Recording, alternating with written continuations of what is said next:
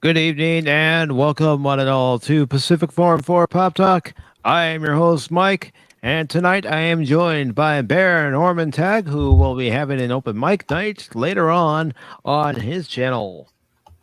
It's spooky, isn't it? Yeah. The Wednesday before Halloweeny.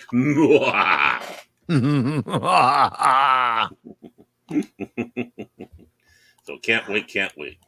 Nice.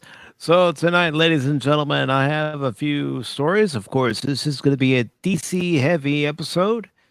And to start off this edition of Pacific414 Pop Talk, I do have an article that talks about Godzilla getting a new theme park ride. Woo, that must be Now, the AC part. Look, yeah, you gotta have AC with DC. true. See You what I know, did little Hell's there? Bells, Oh yeah, Highway to Hell's Hell, Bells.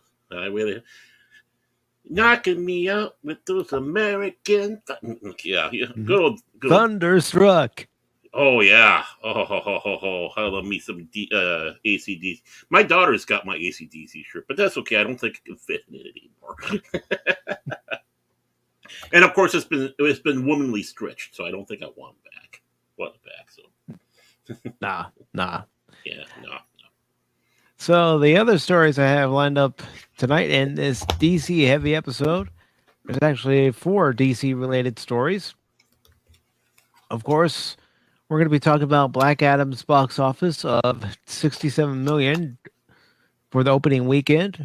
We're also going to talk about Henry Cavill addressing his return as Superman in the DCEU. We are also going to talk about Batman and Superman Battle of the Super Sons, bringing back a familiar model. Woohoo! And of course, we're going to talk about James Gunn and Peter Safran landed their new gigs at DC. Plus, if we have time for these other two stories, we will be talking about Star Wars Jedi Fallen Order 2 gets release date amid delayed concerns. And we will also be talking about the Disney Plus revival of X Men. And of Mm. course, they're calling it X Men 97. Mm-hmm. So if we have time, we will get to those stories. But first, let's get into our leadoff story here. Let me just highlight it again. Let me go ahead and share it into the comment section. Then I will bring it up on screen. Woo! And here we go with the on screen part of this whole shindig. And of course, before I get too far ahead of myself, if anybody wishes to join Baron and I here on the panel, especially when we're talking about the DC topics, you're more than welcome to, as I have just posted the StreamYard link into the chat, and I will pin it to the very top. And there we are. So let's go ahead and start reading this article from comicbook.com. It's by Nick Valdez. It was actually posted on the 25th of this month. And Godzilla has been dominating screens for many years, and now it's getting ready to take over another theme park with a new epic ride launching overseas soon. Toho's iconic kaiju has been experiencing quite the revival in the last few years, with not only successful projects like Shin Godzilla reinventing the monster for Japanese audiences, but Legendary's Monsterverse quadrilogy bringing the Titan to life in a whole new way around the rest of the world. It's ignited a new kind of fever for the icon that's resulted in some cool new projects taking the monster to a new level. Godzilla has been stomping through theme parks, will at sorts of, I believe they meant with all sorts of rides, but hey, with all sorts of rides and events through Japan over the last few years, especially, and now it's gearing up for its big ride following the opening of Godzilla the Ride at the Subun Amusement Park. And yes, I probably butchered that, and I do apologize. In Japan last year, the park is getting ready to launch a new attraction dubbed Godzilla the Mission Escape from the Approaching Crisis of Giant Monsters.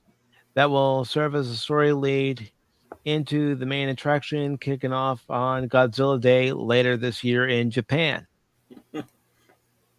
Happy Godzilla Day! Yay! Yeah, Godzilla's big over there. I know. Lot, lots of fans of Godzilla. Mm-hmm. So's Godzilla the KFC. mhm. Godzilla the Mission will have a story that leads excuse me into the events of Godzilla the Ride, which park goers will be tasked with researching the giant kaiju before the main events of the story seen in the previous attraction. Opening up at the Subiuan Amusement Park in Japan starting on November 4th this year, which is Godzilla Day. The story for the coming attraction is teased as such an immersive mystery solving attraction. Godzilla the Mission leads to Godzilla the Ride as a rookie member of the unit known as Special Disaster Countermeasures accomplish your mission. That's a mouthful.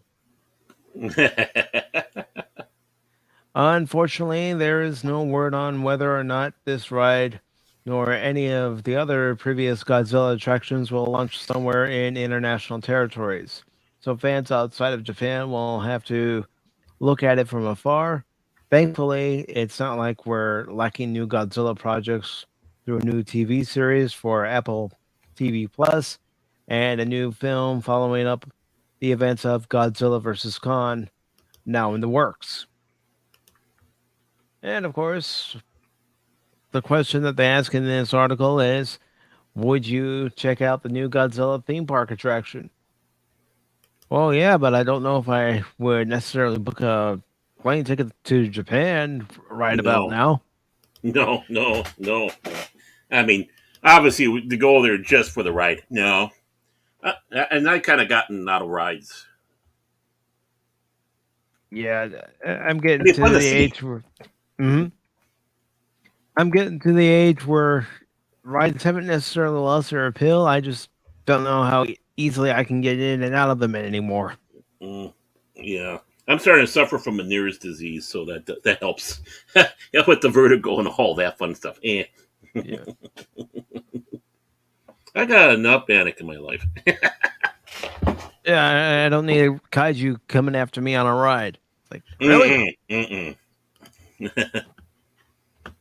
No, no. If you had like maybe Mothra the ride, there we go. Now we're Mm-hmm. talking about. Oh yeah. But if you're in Japan or you have easier access to going to Japan than Baron or I do, I say go for it. Oh yeah. I mean, I always thought it'd be interesting to visit Japan, but it's just I don't know if I'd go to a park or a theme park there. Yeah. Especially when there's plenty of theme parks here in the States. And Yeah, yeah, yeah. Well, we got Valley Fair here. There's Six Flags and Universal and something with a mouse or a rat. I'm not sure. Something like that. I think it's a rat. A rat, okay. Anymore, I think it's a rat. Mm, I could be wrong. yeah, I've been wrong before in my life. it's a rodent. We'll just say rodent. All Maybe right, it's a ferret so or a weasel. it could be that too. Mm-hmm. So let's go ahead and move into our first DC centric story. Woo! And here we go. I have shared it in the chat for anybody who wishes to read it at their own time. And of course, all these articles are in the description below. So this article comes from Cosmic Book News. It says Black Adam box office electrifies to 67 million opening. The success of Black Adam is truly a dream come true, says producer Hiram, Hiram Garcia. And sorry about that. This was posted on the 23rd of this month. And it says the Black Adam box office electrifies to 67 million as the film continues to beat estimates and is Wayne strong Dwayne Johnson best. Following the negative Rotten Tomatoes critic score, the box office was downgraded to 60 million or lower. However, the Rotten Tomatoes audience score tells what is really going on, that the critics' reviews don't matter as fans overwhelmingly love the movie as the audience score is at 90%, at least at the time this article was posted. Mm-hmm. Fans love Black Adam. Since fans love what they're seeing, the box office has responded in kind, as again it's outperforming estimates with an opening of 67 million, which include Dwayne Johnson opening weekend daily records. See below.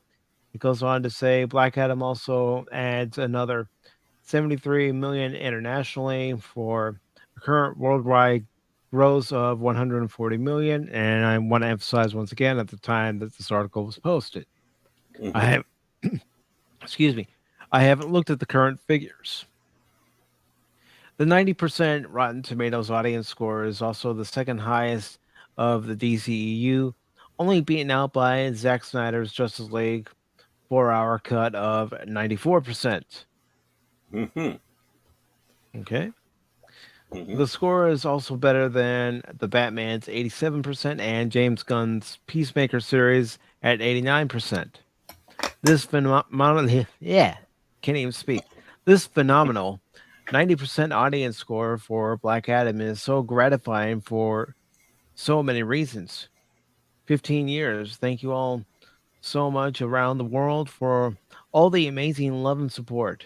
In the end, the only thing that matters to me is sending the people home happy, and that's what I'll always fight for. Johnson posted on Instagram. Hmm. The people's champion, The Rock, entertaining the millions and millions of his fans. Okay, that I know that was one of the poorest Rock impressions anyone's ever heard. What? What? What? All right, so the article says success of Black Adam is truly a dream come true. The Rock also said in another post, "Thank you so much to all of you for making Black Adam monumental and historical win this weekend. New era, audience first. Enjoy the movie today." Henry Garcia, producer on the flick and president of production for Johnson's Seven Bucks, also said in a statement about the box office via Deadline, the success of Black Adam is truly a dream come true. We've been working towards this family goal here at $7 for 15 years, applying every bit of experience we've acquired over the years to help bring this project to life. Garcia continued, "So to be here now, seeing how hard work has been paid off with the biggest opening of our careers is an incredible feeling. Our goal with this film it was to establish several new characters in the DCEU that would give us an opportunity in success to really expand the universe, but most importantly, we wanted to take care of the fans." Garcia added, "We've been listening to their feedback for years, and we were determined to give them what they wanted. Their enthusiasm for the film has been incredible and truly matches the passion that our $7 team, along with FPC and Joom, poured into this movie." And of Mm-hmm. course, this was the Thursday total for Black Adam of 7.6 million. Then it got 26,700,000 on Friday, 23 million Saturday, 16 million on Sunday, which added up to its 67 million total for this past weekend. The Mm-hmm. foreign gross was 73 million for a worldwide gross of 140 million.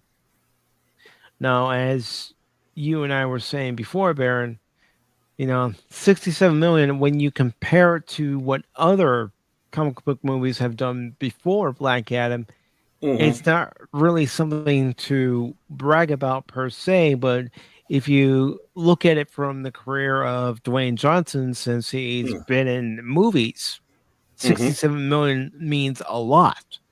Right. I mean, it's one of the things is for a lot. It's like all depends. Of course, the punchline is if you're going down the dark alley, yeah. Uh, I would have expected that this would have been around 80 million. It should have been around 80 million. But then again, Black Adam.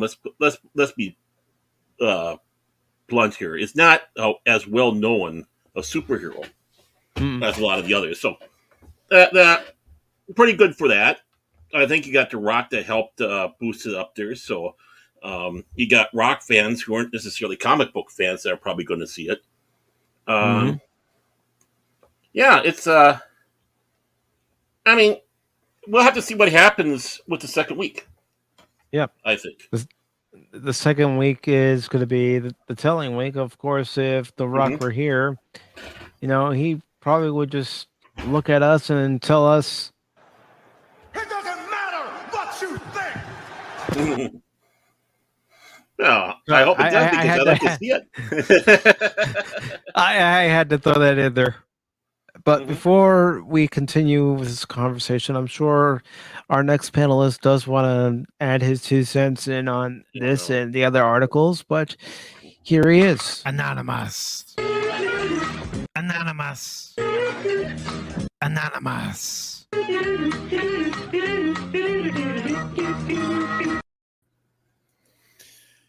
Yeah. How you doing, Anonymous? I'm fine. How are you? How you bearing? I'm alive. Alive is good. Yeah, I got a toothache though. Yeah. Stop doing those home drills. Yeah, I know. I'm just gonna grab the wrench now and just pull it out. Just pull it out. Might as well. Mm-hmm. So I'm afraid it probably will have to go, but yeah, well, what can I say? Black Adam, huh? Yes. What do you think about Black Adam making 67 million on its opening weekend? Fine. I'm fine with it. I'm fine. I haven't watched it because, I'm not one of those guys that run out and watch the first weekend. It's not something I'm able to do really, but but from everybody else who I've seen talk about it is, it's okay. It's it's not woke, but it ain't great. Mm-hmm. So, you eliminated one bad aspect, but you still didn't just like drive it home. It wasn't like Man of Steel or Spider-Man No Way Home or it's not going to make $1 billion for sure, but if it makes its money back and makes some extra money, that's even better. That's like a direction Warner Brothers can go in and keep that momentum. They can like put a little bit more effort into actually making these movies, and with Cavill coming back, man, that's sweet. I like that. So yeah, great. I didn't want it to fail. I hoped it was okay. And it's going to do what it's going to do, but I think not being woke and just going to be a popcorn movie will drive people in there to watch it. Normies will eat it up. Mm-hmm. Yeah, that's what I kind of agree with on that one. And all these films don't need to be these huge blockbusters. As long as they make money. Yeah. Just because they're not a huge blockbuster doesn't mean that they're a failure. If they're making money, if they're people are going to see the films, and what are they going to get on the other end? When it goes to video or streaming and stuff like that. I don't think there's anything to be ashamed of on here. I'm just surprised. I thought it would have been a little bit more than it was in there because Dwayne Johnson superhero movie DC. Well, maybe DC was. I'm a DC guy. Don't get me wrong, but they haven't had a good track record with their films, not like Marvel did when they were in their heyday. So they've had issues. Mm-hmm. And the thing is, The Rock's been hyping this movie even before it went into full production. Mm-hmm. He's been a strong supporter strong backer of wanting this film to be successful. Hmm.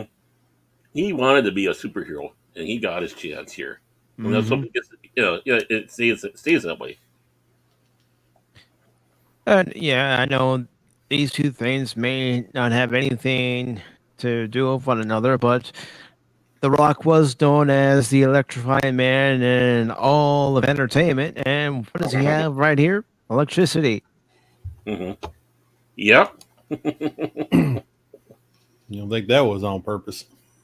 Oh, no, no, no, not at all. Mm-mm. No, no. And I do want to say hello to superfan Adam Shawhan.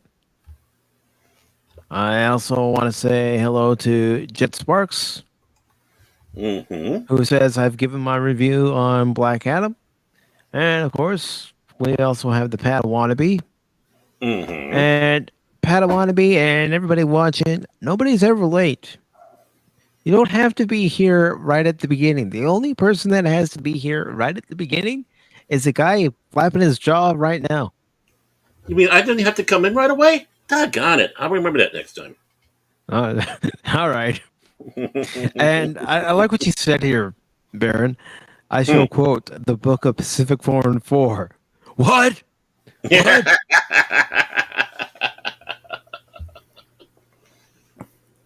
You're going to be using that from now on.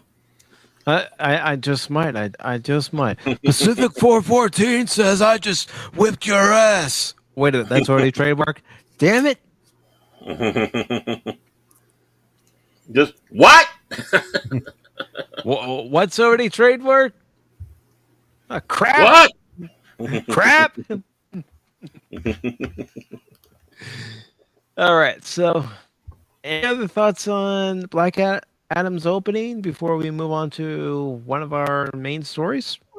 I hope it keeps up. I hope they still have a decent one next week, giving hope to Warner Brothers that the DC can be a viable commodity out there, and I hope it doesn't get sunk by superhero fatigue. And Anonymous. Yeah. They need a sign that what they're doing is on the right path. People come out and support this, make some money, and I think it needs to be it doesn't have to be a significant amount of money, but it has to be something where they say, okay, this is good. This is where we need to be. We need to improve on this and make it even better. Right. And so, yeah, I hope people will support it. And then, if I want to get to the theater again this month or close, before November or right after November starts, but there's nothing else out, so I might as well. I would throw some money down on this just because it's maybe just a fun action movie, and it doesn't have to be awesome. It just needs to be entertaining. Right. And I hope everybody else out there will do the same. Show some support for WB and hopefully in Zaslav and whatever he's doing. And maybe we can get DC back on the right track. Hopefully. I do want to say hello to Spock's Friday Nights. Hello, Spock. All right. So is everybody ready for one of our main stories? I am so ready. I'm going to walk into the story, carry the sink, just like Elon Musk did today into Twitter. All right. Well, let's get into one of our main stories for tonight, shall we, gentlemen? And real quick, please welcome the Padawannabe. Hello, sir. Hello there. Welcome. Hello. Mike and Baron, Anonymous. I made it in time for the song, though. So I'll be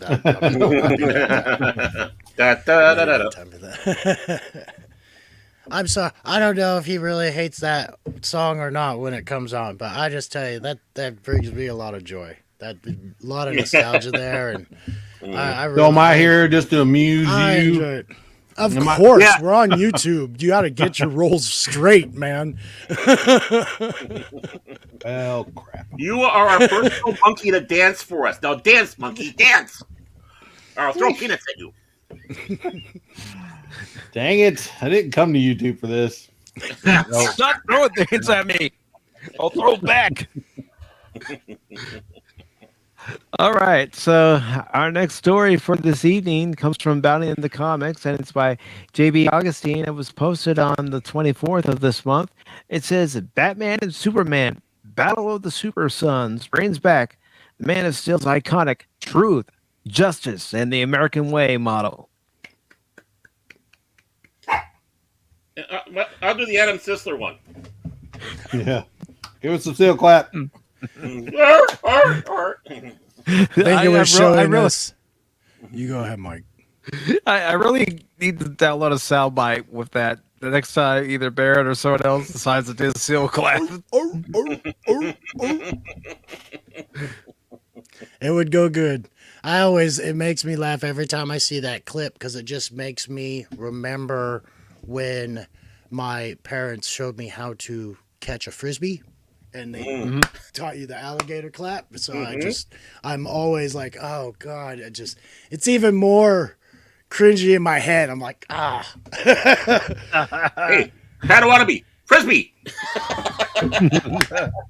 And gentlemen, please welcome Mr. 1500 subscribers, Pops. oh yeah. Whoa, nice. Oh, wow. That's so much pressure, Mike. You got to lower that expectation. I don't like that intro at all. Thank you, though. My gosh. Thank you so much. You're I'm Mr. so humbled. 1500.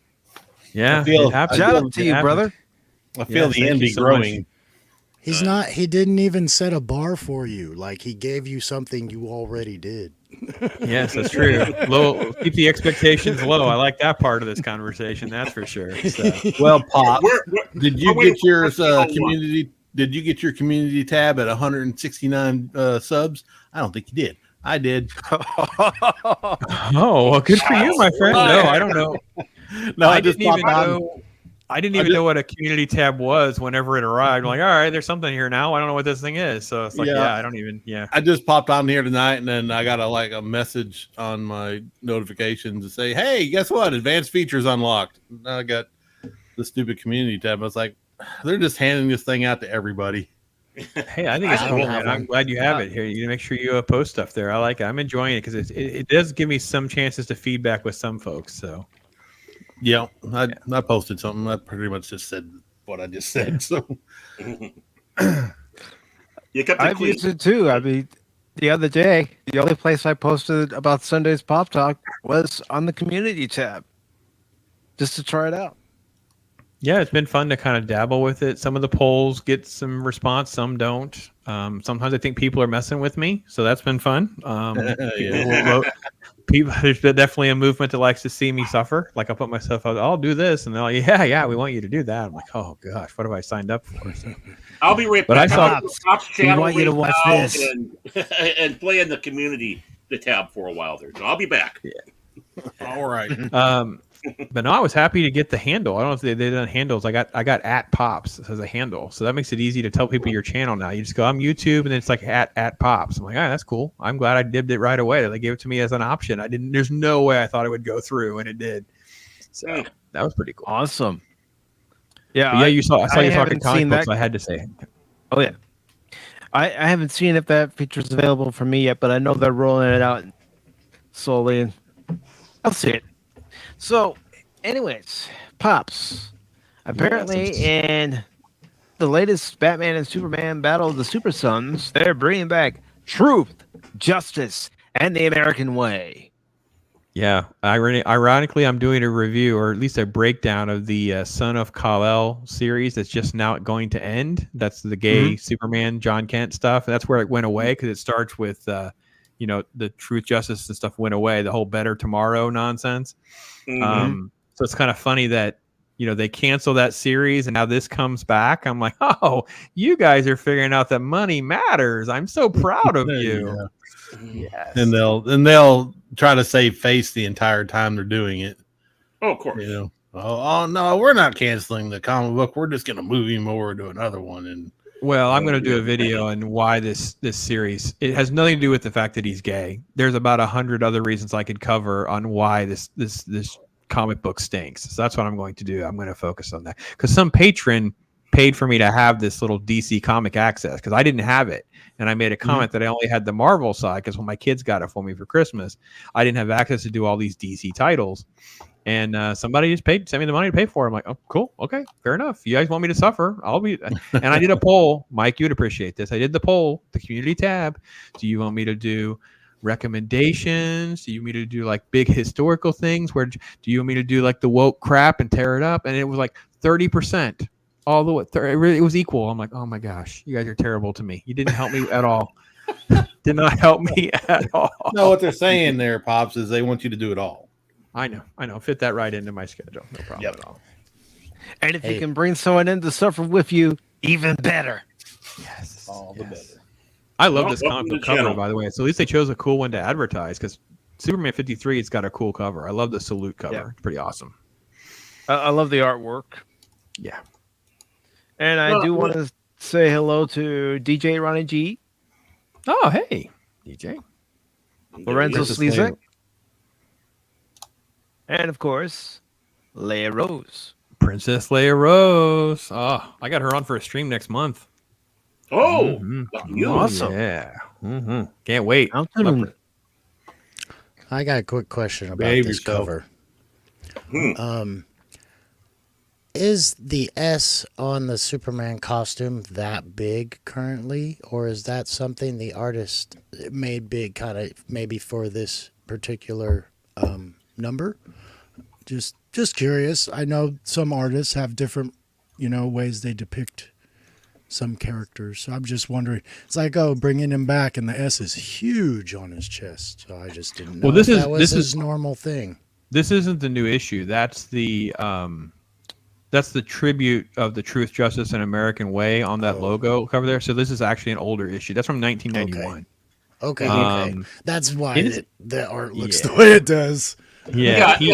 Okay. Very exaggerated male chests and women's chests and such of the time. So yeah, I don't know that I remember it being quite that big all the time. It was different sizes. It was small in the beginning, and then it all varied through the ages. It just made me curious because I read Wolverines for so many years, and that was a case with artists that would come in. They're like, "Well, I want his claws kind of this shape," and I didn't know if that was something they did or if it was like the artist's choice.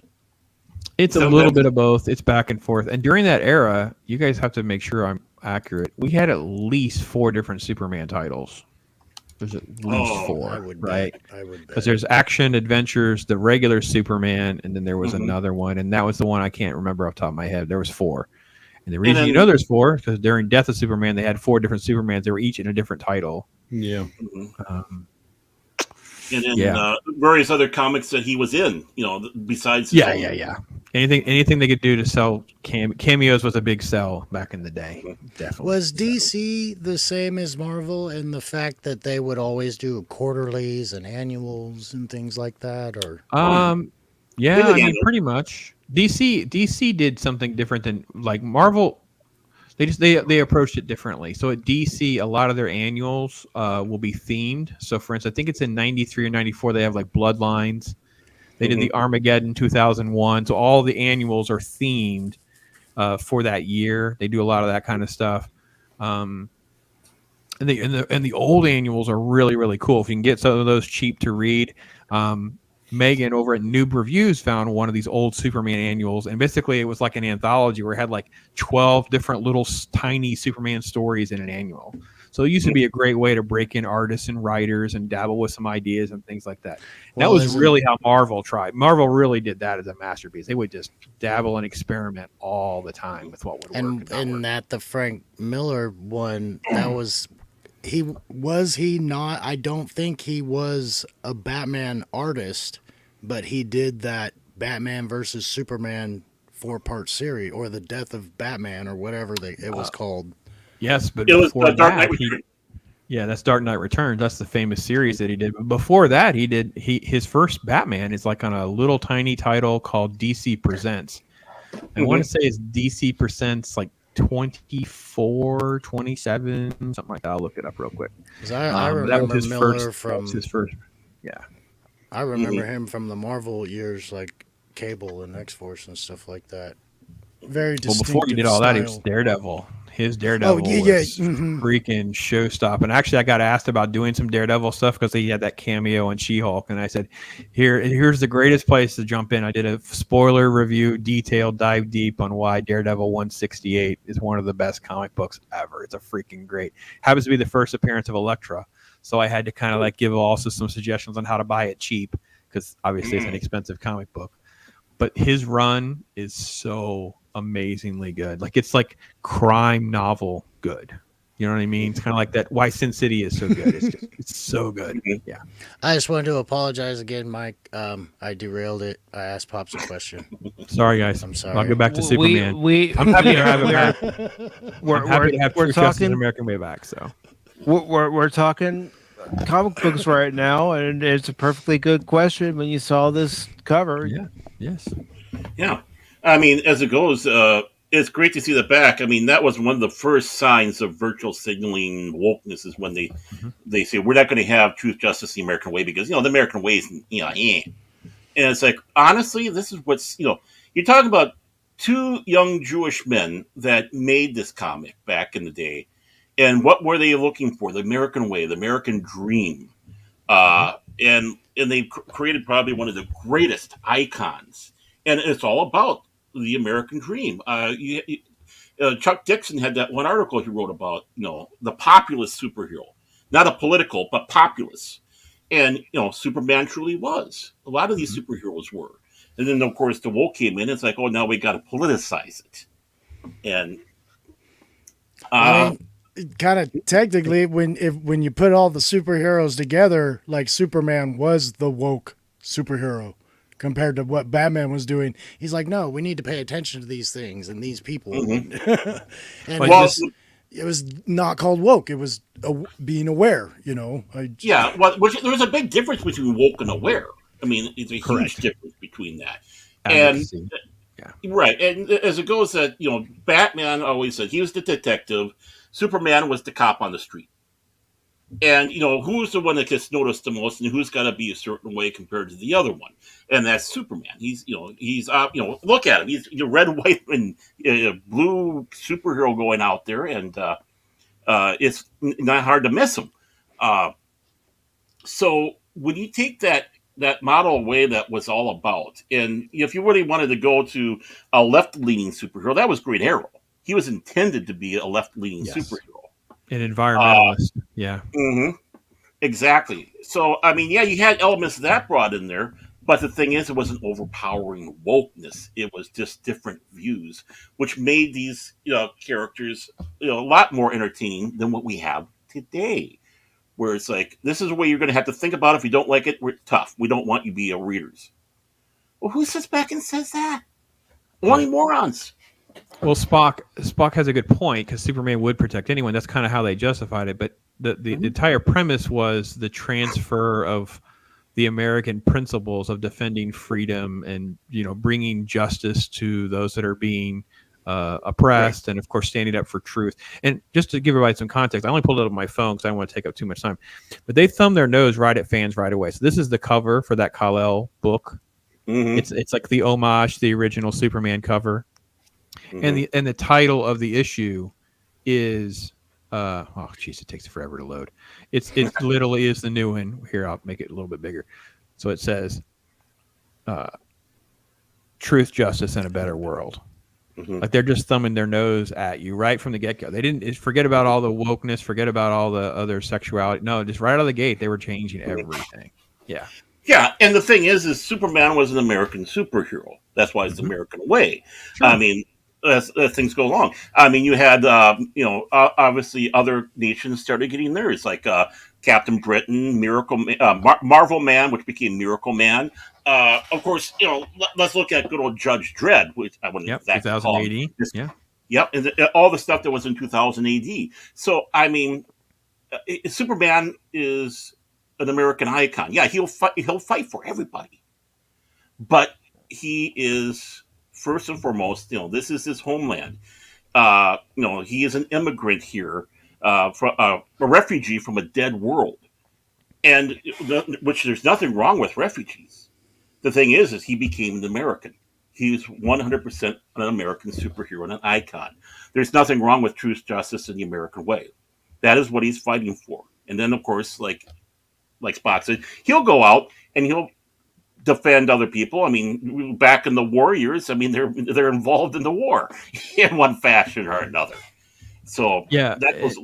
and I think Princess Leia Rose, you're right. I mean, he will come to the aid of anyone. I think what happened and what Baron's touching on is that they wanted to shift their story. They didn't want to be constrained to writing stories where he's in Metropolis, and they wanted to kind of water down the American representation. There were quotes made by these creators about, well, it's hard to talk about American ideals. No, it's not. You just look at America that badly. Your bias is coming through, because there were, by our standards, liberal or left-wing writers through all of time. Like, this is just, they're creators. Of course they were. They're artists. Of course they were. But they understood the idea of the marketplace versus their own political ideology and balancing that in a way that would still tell good stories. But a lot of people get confused about the American way. It's not political. Correct. It's about the people. It's about, and it's not even, I mean, yes, about Constitution, all that stuff. It's good, but it's about the American people. Back then, the American people were very generous, very helping, very, a kind of people that would, give. They're very giving. If another nation was in trouble, we would pull together and charitable.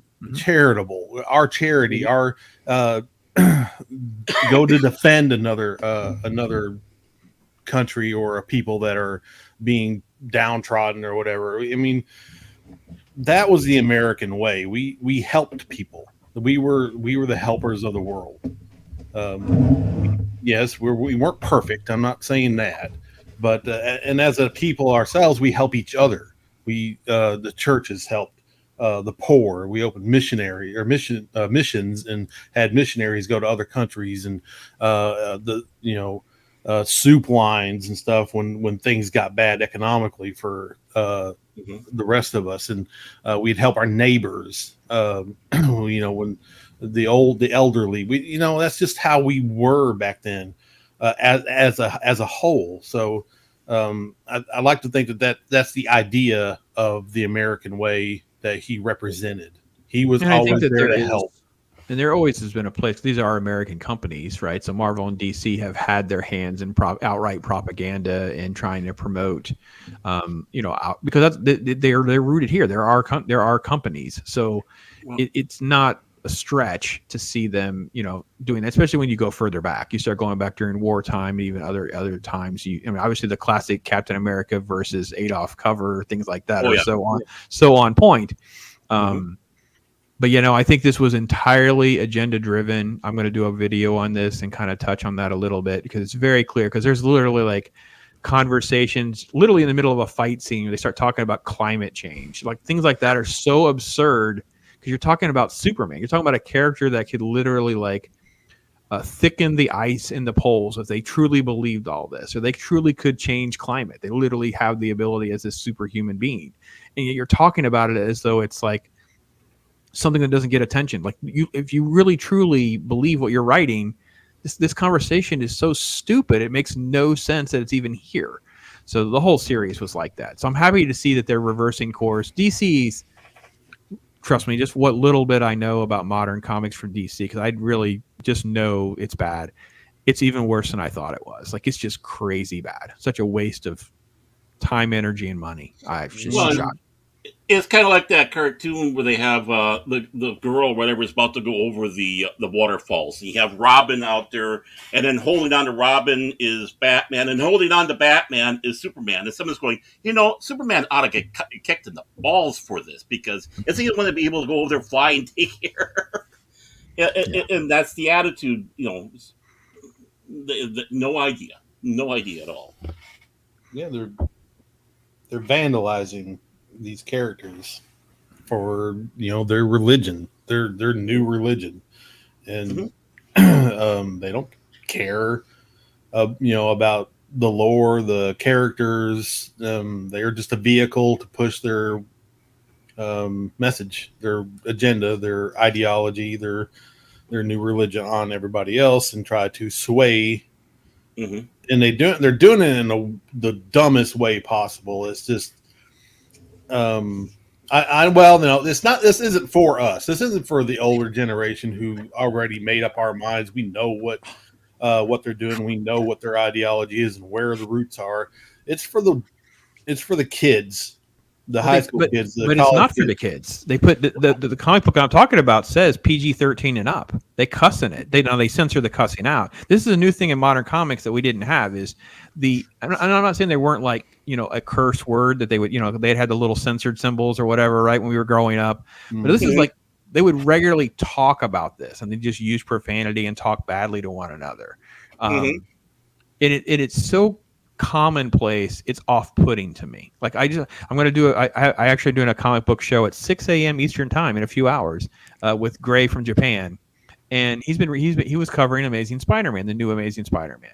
So I've read the first 4 or 5 issues, and I'm sort of shocked by the amount of cussing. And again, it's censored, so it's just the symbols, but it's not like ow I got hurt or oh man. It's like they just constantly refer to these conversational things with curse words. It's so uncouth. I know that's a big old school old man word to use, I guess, but it's just there's not even like class or any, I don't know. It's not real life talking. They're forcing the words in because a lot of time that when way, I people think. talk, cuss words come in on a normal basis. But you, like you're saying, you can tell when it's like you're just like saying it to say it. It it's doesn't not for even kids, need then. to be there at all. Yeah, definitely not for kids. You're definitely saying, well, I don't want kids. I don't think I don't know that I would be a complainer, but I'd be like pretty mad, I guess, in a way, if my kid at Walmart bought a copy of Amazing Spider-Man 1 and it had these tones and way they would talk so disrespectfully to one another and about one, because the Elsa Bloodstone comic book that I read was quite a while ago in the 2000s, and I was really off-put by Warren Ellis. They call each other the C word, and they said just like terrible stuff. I'm like, okay, who is this for? Like, So why what are you're trying to tell me is they're trying to make a comic book for Friday Night Tights. Yeah, some of it is, and it's like I don't. Again, it's like I've always said this, and I've taken heat my whole little alternative media career for actually asking about why certain movies are rated R, because you're alienated a large chunk of the audience that won't go see it. I'm not judging. I'll sit through it on my own. I'll decide what I will sit through. But you have to admit, there's a whole bunch of people that won't go see rated R movies, and it's only until like Deadpool and a few other movies, those movies didn't make over $300 million. They didn't make a lot of money. It's only like a new thing now. And I think that's a culture shift too. And to see something like Superman where we abandon, because let's be honest, none of us really care too much about the truth, justice, and American way thing. It's not like it came up in comic books regularly. It's more like what it represented, the iconic nature of the ideals of Superman was and is. And now they shifted, and thank God they've shifted back. And that's my segue to get back to Mike's topic. How's that? Well, I was just about to say is how they got rid of it and the attitude behind it. True. Good point. You're right. Yeah. And also, so why would they have it? And the thing is the comic books aren't selling. This is the big problem. We're not buying them generally. The kids aren't buying, which is what brings it in, because these comics are just absolutely atrocious. That's being made out there. We need to bring it back to the kids. We got to quit having such expensive comic books. Go back to the old style of printing them instead of having all these glossy papers and costing twice as much as what they should be. It'd be great to see kids going out there and going to a comic rack again and buying comics and enjoying them the way they're supposed to be enjoyed. Instead of, these are special comics, and make sure you heat the tweezer up before you turn the page, and make sure you have your gloves on before you read it. These are comics. Here's listen. I got priced out of comic books when I was younger, so I couldn't. I didn't have a good job, and I wasn't making a bunch of monies, and still not. But with the special covers, the exorbitant prices for each one, different series every other month, like Shadowhawk had like 4 books in a series, and they had a special cover for each one of them, and variant covers and the cards and all this stuff. They got greedy, and I got I took a walk. I couldn't afford it. Well, they And broke I the thought industry they when would- they did that. Just so Yeah. you know, I mean that's and I thought they would learn a lesson. But I see this also right now in the independent guys that are kind of doing it too. They're like, I'm all for Eric July and Ison, and I'm all for Shad Versity in his book. But in order to get, well, I mean, you don't have to buy these, but they kind of do it. They all have variant covers. They all have all this extra stuff that they want to buy, which is fine. It's capitalism. I get you, but I see them kind of making the same mistake there. I know it's their number one issue. Maybe that's just the of the one-time deal. The second issue comes out, they won't be so I'm not gonna say greedy, but just well, the costs are expensive, and the costs are super expensive. Yeah, and you're absolutely right. It does price out a lot of folks, and myself included. Like, I can't afford all of them. I already get a lot of these Indiegogo type campaigns and whatever, but you start adding up $25-$30 a pop. You can only do so many. Like, it's just you can only go so far. And I have to be honest, the secondary market doesn't hold the value. Like, I got a couple of these indie comics that have been out for a year or two through eBay or whatever by just being patient and waiting, get them, for $10 or something like that. And I've said that for other folks like yourselves who, you say I was priced out in the 90s or 2000s. You know what? Back issues can be dirt cheap, especially in shops, because on eBay, you're still in a bidding war because you still are looking at competition. It only takes one person to go find it. But your local shop has tons of stuff. And reality is there have been 50-cent bins and $1 bins. And I bought a set here probably 2 years ago, and it was like the whole series for like $40. It was like the whole thing. So it's like less than $1 a book, but it was all of them in a row. Like, I could read the whole thing then. So, if you really want to read some, that's a good way. And especially if you want to read them, just go find the cheap copies. Who cares? So right. I know. I mean, went into one of the stores and I got King Conan, 50 cents. It's like, okay, going through all the issues that I didn't have, and okay, now I just doubled my Conan the King comic book collection right there. Especially because you're buying it off market, right? There's not a big Conan movie out right now or something like that. So the interest is down on something like that. So now is the time to buy. If you want X-Men or you want something like that, you got to get it before this movie comes out, because Lord knows when that movie comes out, it's going to be bonkers on the price. Yeah, so that's definitely the way to go. Yeah. Mm-hmm. But my last thing about this, and I'll bring it back to Mike, is they're trying to aim these comics to people who do not read the comics. Yeah. Who are you making this for, right? You hear that all the time, these creators and myself. I've said this. I don't know who this is for. And I will say, I find it offensive. I find... So the one that I got the most heat for was Tim Drake, right? Tim Drake has been around for 30-something years. He's Robin. He's been my Robin since the 90s. Yes, I respect Dick Grayson, but he was already Nightwing for most of my time. Even though I went backwards and read it, it just and then suddenly on a dime, Tim Drake is gay. He meets Bernard and he's got a thing for Bernard. And it's like, oh, hold on, wait a minute. What? Wait, wasn't he just sleeping with Stephanie Brown 2 seconds ago? No, now he's gay. And I'm like, okay, you're making their sexuality a gimmick. You're just trying to sell a comic book. I find that offensive. One of my closest friends is this gay guy I've known since high school. We're still close friends. And I'm like, it's like you're taking that element and trying to make it a gimmick to sell books to what? To him? Or to me? Or to who? I don't understand what you're doing. It doesn't make any sense. Again, the business aspect. So tokenism and virtual signaling. Yeah, very true. Yep, exactly what it is. Yep. And this article starts off by saying, out of all the changes Tom Taylor made to the mythos in Superman, Son of Kal-El, the most egregiously dividing was altering the hero's model from the iconic truth, justice, and the American way to a fairly generic truth, justice, and a better tomorrow. Mm-hmm.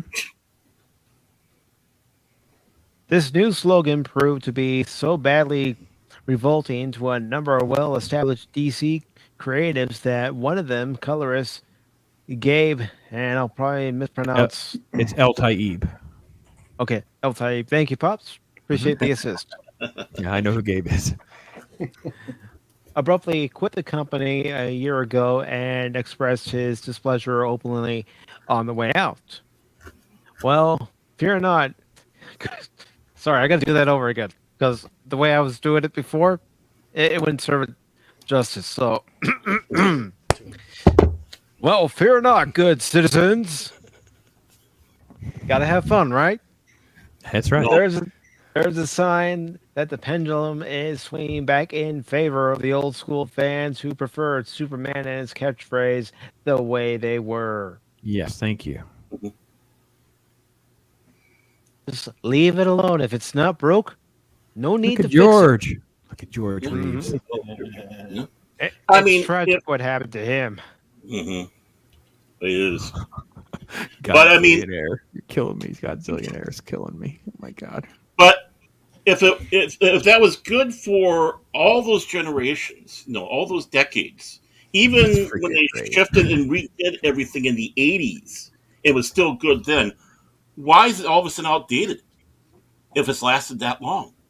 Those ideals lasted that long. They've allowed these agendas to evolve, and I have to be Yeah. honest. So someone asked me to do like a Wolverine video, like key issues where you can almost see these changes. They go wrong for a while, then they would revamp the whole thing, and they'd start again. They start the numbers again, or whatever. And I'm like, oh my gosh, no wonder people are confused. Because I had stopped during some of these gaps. I had these massive gaps where I wasn't reading some of these things. So trying to make sure that I would. All I've done is prepare for the video. I haven't even dove deep yet, and I'm like, holy crap! These people have gotten away with just destroying all of the continuity, like destroying this universe into just like splintered messes just everywhere. And I look at this picture of George Reeves and I'm taken back to my childhood and my love of it all, right? I don't look at this as like the only way to define Superman. It's just part of who Superman's legacy is. And chat was going crazy for Christopher Reeve, and of course Christopher Reeve is iconic and part of that too. But then when I started reading this John Kent comic book, I don't recognize any of this. The stuff that happens is just dumb. Like he just barely knows this guy, and he's taking him back to the Fortress of Solitude and letting him in. And I'm like, you don't know who this dude is. Like, what is wrong with you? Like, yeah. It's just, yeah. So, and Mike, I totally approve of the voices. Yeah, do more voices. Oh, if you want to hear me do more voices, just wait till I do part 3 of my Transformers Devastation Redux gameplay. Perfect. I'll be doing some of my impressions of some of the characters that you see in the game, like Optimus Prime and Megatron. I will have to slow it down because you know how I watch most videos at 1.5 speed to keep up with the mass amounts of content that everyone generates. So I'll have to remember for that one to slow it down so I can get the full effect. So what do we sound like when we don't sound like Muppets? Most people are fine. I got to be honest. Most people are fine. It's very rare that I actually have to slow it down. I don't get chipmunk effects. I don't really get that. There's only a few people that are like that, so it's not bad. It's a great way for me to try to because literally we're to me we're in the middle of a boom of content creators, and I guess I'm part of that. So that's why I feel such an affinity. So if you see me do videos or catching up on your stuff, it's because I'm watching like 6 of them in a row or whatever, and just because I'm at work, I'm just listening. So it's literally just let it keep going to the next video and just pounding through content so I can consume everyone's content. So, Hail Gap After Dark. yes, hail the gap. Get better, man. Yes, please get better. And the real article. one is an artificial. Well, you know how a couple of Pop Talks we've gotten the fake cash money. Mm-hmm. Speaking of which, Cash, if you're out there, how you doing, my friend? Phil, if you're out there, how you doing, my friend? Phil McCracken. Phil. Yes, McCracken. that Phil McCracken. Phil McCracken. Okay, well, let's see. Let's see if this will work. I got your coupons. Right here. You see? I got your mix here with my coupons. Come on, Phil. I got your coupons. I know how to get his attention. Give me a second here, and I can get his attention. And the call sign will be going out in 3, 2, 1. Excuse me, I'd just like to ask a question. What does God need with a starship? Somewhere's in Delaware, a head just snapped up. Yeah, Like a gopher out of the hole. Don't tempt They played him, my or clip. this stream's going to go on for 7 hours. They played my clip. They played that clip. Yes. It's great. All right. So the article says those little words, the American way, are restored in Warner Brothers Animation's latest DC feature, Batman and Superman Battle of the Super Sons. Uses the iconic maxim coined in the days of George Reeves and black and white TV at least once. A clip from the animated film has surfaced online. In it, Superman is flying above the clouds with his son Jonathan on his back. Doting dad, Clark is explaining to his boy what a true blue hero is when he utters what everyone hoped to hear. My real job is helping the world, he says, standing for truth, justice, and the American way, wherever that takes me. Yep. There we go. George Reeves talking That's about Superman. That does sound more like the Superman we all remember. The problem Yep. is, this case could be a one off return to form for WB than a more permanent one, as Discovery's overhaul of WB is only beginning. Still run by and filled with people who think establishment characters need changing to reflect our times as they see them. WBD hasn't gotten to cleaning the house of DC yet. A small moment like the one in Super Sons is a step in the right direction, though. You got to take small steps sometimes in order to accomplish a goal. Oh yeah, it's not going to happen overnight. No. Boy, Hitting- I would, though. I'd burn it down, man. Burn it down. Burn, baby, burn. I'd be like, I'd we're be making taking some we're phone putting calls DC, and yeah, I'd be asking putting DC on a hiatus for 2 months and just start making calls. Hey, you want to come work with me? Are you woke? No. All right, come on and work for. I'll pay you whatever. it's real simple. Whoa, You call Chuck Dixon and you ask how much does the Brink trucks need to have for you to take care of Batman for me? You know, There you you go. ask Jim Shooter, hey Jim, you got anything you're interested in doing? You just start making the calls, and just build it from the ground up, and then get rid of like the 16 versions of all these characters and nonsense, and decide on something one piece at a time. Yeah, just have a handful of books. You know, Yeah, just main characters. It'll grow fast because things are really cool and easy to come up with a good creative team for. But you just gotta. This stuff is it's too freaking complicated. It's insane. So right. Did this excite you guys knowing that they did Superman? That they might start doing Superman, right? Because obviously you may have the Henry Cavill story too, right? Doesn't it make you feel a little bit of hope? Like a little. Yeah. Don't fill it with false hope. Don't. Too late. Dang it, Henry. Hey, remember, he is one of us. I know. One of us. It doesn't One matter. of us. He still regurgitates whatever words that they put out. He did Yeah, The Witcher. Did anyone else see Black Adam? I haven't seen it yet. No. I could not yet, man. Okay. I'm Well, everybody looking knows forward about to the it. scene, though, right? Because everybody knows about the scene. Yeah, I watched that. The best part of the scene is they play the music, right? So when the moment don't happens know and what he's you're there, they talking do the about. whole. Well, it's kind of the spoiler that everybody's talking about, so I'm not Oh. sure. Oh, Don't worry about it. so Henry shows up at the end of Black Adam. Mm-hmm. Amanda I was gonna Waller. say, I think that spoiler. I think that's going to be our next story. Yeah. So Him best as part of the clip, Superman though- shows up. as Superman, and Okay, the best it's not part just is some cameo. no. Well, it's at the end credit scene. Yeah. Well, they're it's- not. it But is- there's Harry Cavill. No. No. The best part of the shot is he's there, and they this very softly put in that dun dun dun dun dun, and you're just like, that's what I want. That's what I want. Just keep, Yes. Oh, Man, that It's gives in me the chills. movie. It's actually in the movie and not in like an end credits scene. Yeah, no, they're it in is an credits. end credit scene. Yes, Oh, it is an end end credit. credits. Okay. But it It's works just a well because you almost feel like you gave Black Adam his time, and you kind of know where Black Adam's going to be, and then you kind of have to make sure Black Adam kind of knows his place a little bit, and then you kind of get a little bit of like, because we have Superman, and not just any Superman we made up. No, this is the Superman, and they give you that music, and you're just like, yeah, that's Superman. So Yeah, I'll probably it's take awesome. it like the Shazam end credits. Like it was kind of a placeholder. It's like, yeah, you're a superhero, but this is the guy we really want to see. Well, this is what Dwayne Johnson back in the day. I mean, I covered this back in like when these things were originally announced, like I don't know, 2012 maybe. It was a long time ago, and he wanted to play Black Adam so he could fight Superman. Like that was actually what he talked about. I want to be in a universe where Black Adam can fight Superman, and I'm like, that's pretty cool, man. Let's do that. Yeah, let's do that. Yeah. So, yeah. We need I haven't coolness seen like that. Black Adam yet, but I'm looking forward to it. I It's probably fun. won't see it until Yeah, it's fun. Redbox. But to me, it's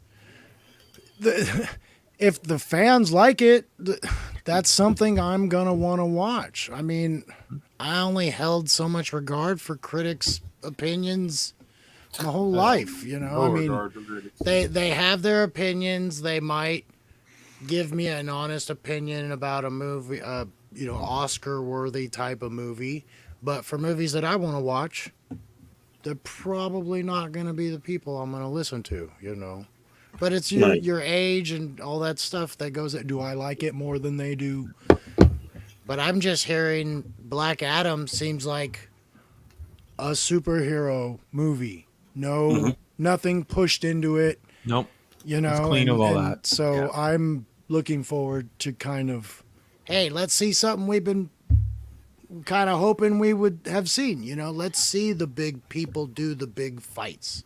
Mm-hmm. You know, because I had to have like a website that I own where I could kind of make that part of my reviews when I was writing them. It was like, you know, I'd have my score, but then underneath it, it'd be like, you know, add a score, subtract a star if you like this or dislike this or whatever. And most papers and stuff like that would never pick me up. I could never get anything through the system because that's not how they wanted to do it. They wanted you to stir up trouble or go along with what they want or whatever. And because I think there is like an objective way to kind of like review something as a critic.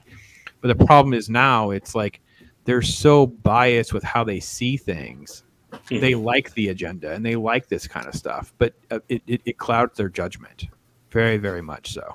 I mean, Rotten Tomatoes at one time was a good review site at one time, but then it got infested. Yeah. There's Henry. All right. And here's the other big story of this evening. Yes. And I think we're all excited about this one because I'm just going to say it right now. He deserves a proper sequel. He doesn't need to be saddled with anyone else. He needs a proper sequel. Mm-hmm. he does not need to be turned into the Incredible Hulk for DC. Please. No. Please. This article comes from Superhero Hype. It says Henry Cavill addresses his return as Superman in the DCEU. Warning, there are spoilers ahead for Black Adam mid-credit scene. Too late. Yeah, I was going to say the headline alone kind of gives you a little bit too much to go on, but okay. Yep. The new leadership at Warner Brothers Discovery has been rife with controversy ever since the studio completed their merger earlier this year, particularly when it comes to the future of DC. But here's a bit of news that should make everyone happy. Even the dogs are happy. They're excited about this news. No. Oh, look at that. Yeah, they're excited. They are. Black Adam let the dogs out. Now we have Superman. Let's go, baby. Well, they want Super Dog. They want Super Dog. Krypton. On the heels of his much talked about cameo in Black Adam over the weekend, Henry Cavill finally took to Instagram earlier today to confirm his long-awaited return as Superman in the DC Extended Universe. You can check out what he had to say below. Cavill's appearance in Black Adam, its mid-credits scene, wasn't exactly a well-kept secret before the film hit theaters. In fact, Dwayne Johnson had already spent weeks teasing a possible showdown between Black Adam and Superman. But first, before we get that showdown, Rock, we need a Superman solo movie. That's what we've been asking for since 2013, 2014. Since Man of Steel. And the article goes on to say, by the time the movie had its world premiere in New York on October 12th, several bloggers had begun spoiling the big surprise on social media. Regardless, fans seemed thrilled to see Cavill back as the Man of Steel, with many theaters erupting in cheers as soon as he showed up on screen. Mhm. And according to Cavill, this is just a very small taste of what's to come. Oh, it was crazy. It was awesome. It was such a great moment. Like I said, the music plays a little bit. They give you a little bit of that Reeves theme music, just enough. And he's super suave. He's got the little swoop in his hair. I mean, yeah, The curl, man, the curl. yeah, it's so great. Was he wearing the trunks in this one, or is that just for the new movie? You know what? I don't even know the shot is a full body shot like that, or if he swoops in the scene. I got to be honest, I couldn't tell you with accuracy. I would not want to speak out of turn. I've seen a picture of the costume that he is wearing for the movie, I guess, and it looks freaking awesome. It's classic. Mm-hmm. News of Cavill's return follows an earlier story claiming that WBD is now actively developing a proper follow-up to Man of Steel, the 2013 film which marked Cavill's first appearance as the comic book icon. No director is currently attached. However, the studio apparently wants Christopher McQuarrie, Mission Impossible, to write the script. Charles Roven, a producer of the original Man of Steel, is said to be producing the next installment as well. It's still too early to speculate on when the film might hit theaters, but the producers will have to work around Cavill's commitments to The Witcher, which will stream its third season on Netflix next summer. Black Adam is now playing in theaters everywhere. I like the Wow. recommended reading of Superman 78. By the way, for those of you that just want cool looking comic books, when they did the redo of Superman 78, it's basically a comic book adaptation of the movie, but it's like more like a modern comic. Man, there are some really, really cool covers and stuff like that. Ooh. Oh man. Here, I'm gonna go ahead and share the screen of that cover real quick. I don't know what I didn't check the link, but yeah, there's a beautiful Christopher That's okay. Reeves variant cover. I just did. Ooh. So let me just go ahead and share that screen that I have it up in. And I will go ahead and maximize the screen. Ah, that's the generic one. Let me give you a good link. Thank you, Pops. Appreciate it. Hit you up in private chat with a good link. This is way better. Scroll down to get the really, really nice one, but let's see. Just all of the covers for that issue. And it's about it's about the fourth or fifth one down. You'll stop on it because it's Christopher Reeve. It's just like, holy crap. It's so good. Okay. Mm-hmm. I am copying the link and I am pasting the link. Yep. Super, super good. There's a Batman 89 type one they did too. They're just and they're mirror opposites. Go so ahead. you can get Christopher Reeve facing one direction and Keaton's Batman facing the other. That's my it's on that I have to buy at some point phase. But. There we go. Yeah, like the movie font in the top. So yeah, but keep going. It's coming. Oh yeah. They're nice. They're nice. I got you. They're nice. They're good. A little sketch work on that one. That was kind of cool. That's kind of cool. But then getting closer, you're like, okay, ooh, it's pretty cool. Pretty cool. But here's the one. And there it is.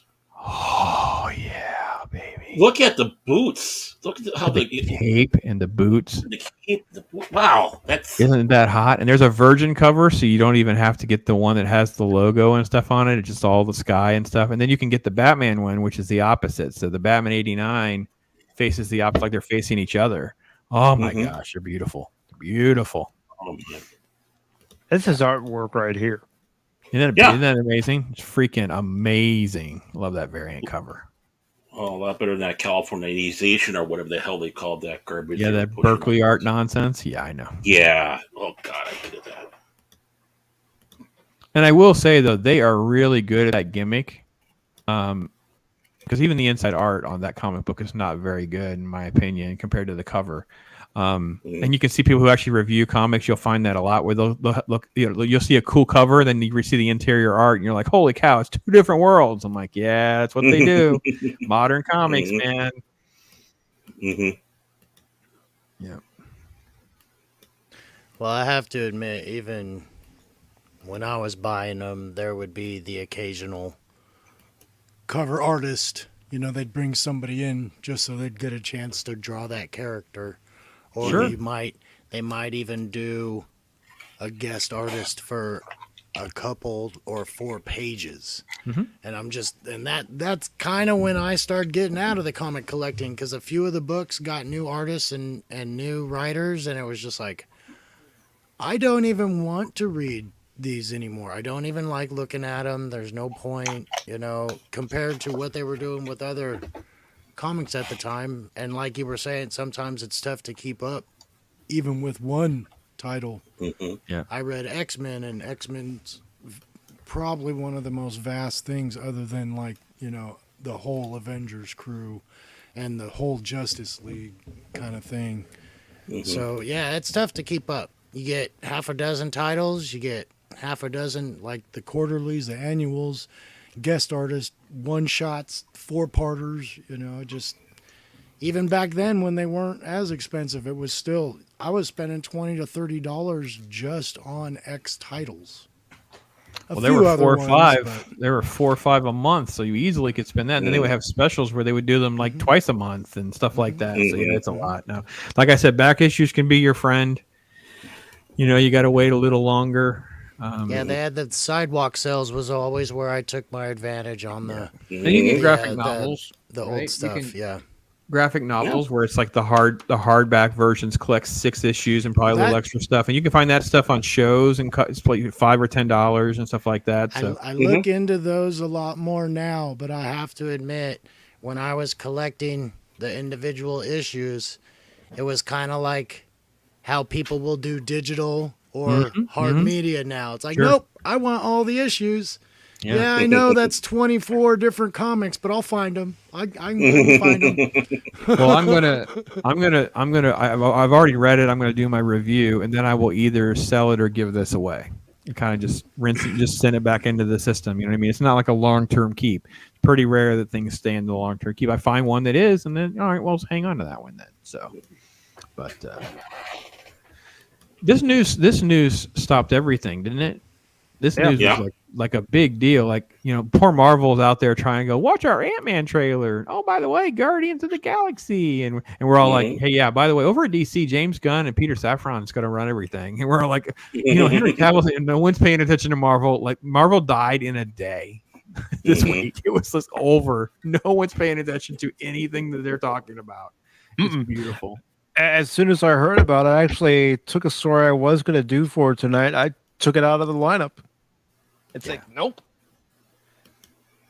And I have to admit, the trailers, I don't know about you guys, but this formula for the trailer, Marvel's broken trailers, right? Because here's the thing. You throw a few Easter eggs and jingling keys. We have to play a classic rock song. And then we have a few more keys. And then like one little moment that just is supposed to make you want more. And it's such a formula, I just check out most of the time. Like and then the songs, I'm like, you're just messing with music that I like. Like, oh God, I can't stand when you people do this. So, well, they do it for a lot of stuff now, TV shows, and they did it for Dune, and it's like, can we get a little bit more original than this? Yeah, they cannot invent anything original or anything good anymore. It's just, it's cookie cutter assembly line Marvel superhero crap. I can't even. It's just mind numbing to me. I hate them. Well, they saw the plan before, right? Like a rock, and then the automotive sales go up. Hey, it's a formula that wins. Hey, let's play Sweet Home Alabama for Kentucky Fried Chicken. I wish dudes like this would have like just a little conference call or something. You can get like 20 of us uber creative nerd type critics types. Like can we just talk to you guys a little bit? Like give you just a couple words of advice. Like it's this thing called World Finest. Batman Beyond. We're gonna give you a little nudge in the right direction of what we really do want to see you guys do, and you guys do your own research and stuff. We're just trying to tell you save you some time, shall we say? Mhm.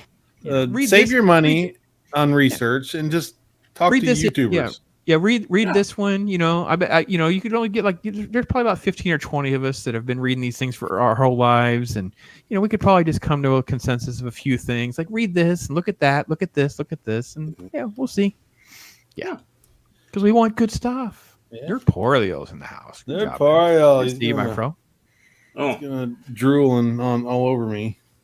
we got the He's a commission. big fan. He's a big fan.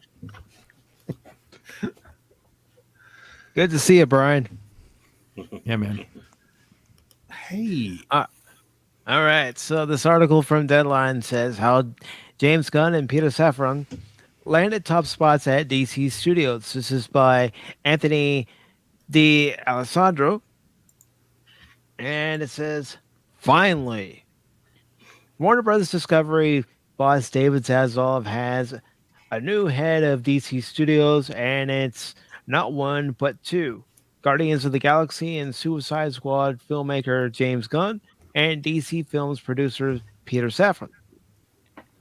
Both have the new titles of co-chairman and chief executive officers of DC Studios, overseeing the overall creative direction of the DC universe across film, TV, and animation under a single banner. The duo will report to Zaslav, but will also be in close correspondence with Warner Brothers Film Group co-chairs and CEOs Mike DeLuca and Pan Adby on such matters as marketing, distribution, and capital spending. Just so everyone is on the same page, Gunn and Saffron start effective November 1st. So next Couple week. days, yeah. Wow. And by the way, this is Already not started. this stuff that you guys we've already talked about. This is only a part of it. Like this, there's two other stories no one's talking about yet, and that is that they hired another writer. They purged another writing situation for that Arkham Asylum project that they want to do, and they basically gutted everything they had planned for the Green Lantern project. I think it's an animated TV series, but it may be a live action TV series. But to focus on Jon Stewart, which is the right direction to go. Like it's the perfect direction to go, Jon Stewart. No one has a problem with you skipping Hal Jordans and whatever. We're okay with Jon Stewart. Like there's a mass following of Jon Stewart. So it's like they're doing a whole lot of turn it over the rocks to figure out what direction they want to go to. So it's great. Great news. I mean, he did okay on the Daily Show. it's kind of skinny. I don't know if he makes a good superhero. All right. Kind of dumb So- too. So. Steve Carell never got into the superhero movies. Weird. Yeah. Well, he was grew. He kind of grew on He's a you. super villain. Yeah. Yeah, I was gonna say Carell's more villain than hero. So this article says what happened here. Buzz was intense that Saffron was going to get the job last week in the wake of former DC Films president Walter Hamada departing the studio. Then insiders told us that wasn't true, that the first look deal for the Saffron company announced last week was just a re-up. Turns out that Saffron didn't want to run DC alone unless there was a creative face, that being his Peacemaker and Suicide Squad partner, Gunn. Apparently, the pair became even more serious contenders for the job as they were advising Zaslav on candidates. One of those previously being Warner Brothers veteran and Lego movie producer Dan Lin. In his new role, Gunn is exclusive to Warner Brothers Discovery, DC, no more Marvel. He can only direct TV series and movies for Warner Brothers Discovery, DC. Gunn's Guardians of the Galaxy Volume 3 comes out via Disney Marvel on May 5th, 2023. There is also a Guardians of the Galaxy holiday special hitting Disney Plus. Yeah, The model Zaslav and DeLuca were eyeing here in Gunn Saffron for the new DC label was one akin to Disney's Pixar, where there is a creative and business face. Meanwhile, the Saffron Company will continue to be run by its excuse me. Sorry about that. President of production, John Ricard. They have several projects in the mix inside and outside Warner's DC, including the Idris Elba John Cena action feature Heads of State in the works at Amazon Studios. While Lin was a serious candidate, we hear he has Zaslav for too much. Some insiders say that untangling Lin from his deal at Universal, which had a financing component, was hard, but others say it wasn't that complicated. Talks simply fell apart. Saffron was an easier get for Zaslav given that he had a first look deal already in place at Warner Brothers. Gunn and Saffron will work closely with Casey Bloys, chairman and CEO of HBO and HBO Max content, as well as Channing Dungey, chairman, Warner Brothers Television Group, Kathleen Finch, chairman and chief content officer, U.S. Networks Group, Pan Lifford, president, Warner Brothers Discovery Consumer Products, and David Haddad, president, Warner Brothers Interactive Entertainment.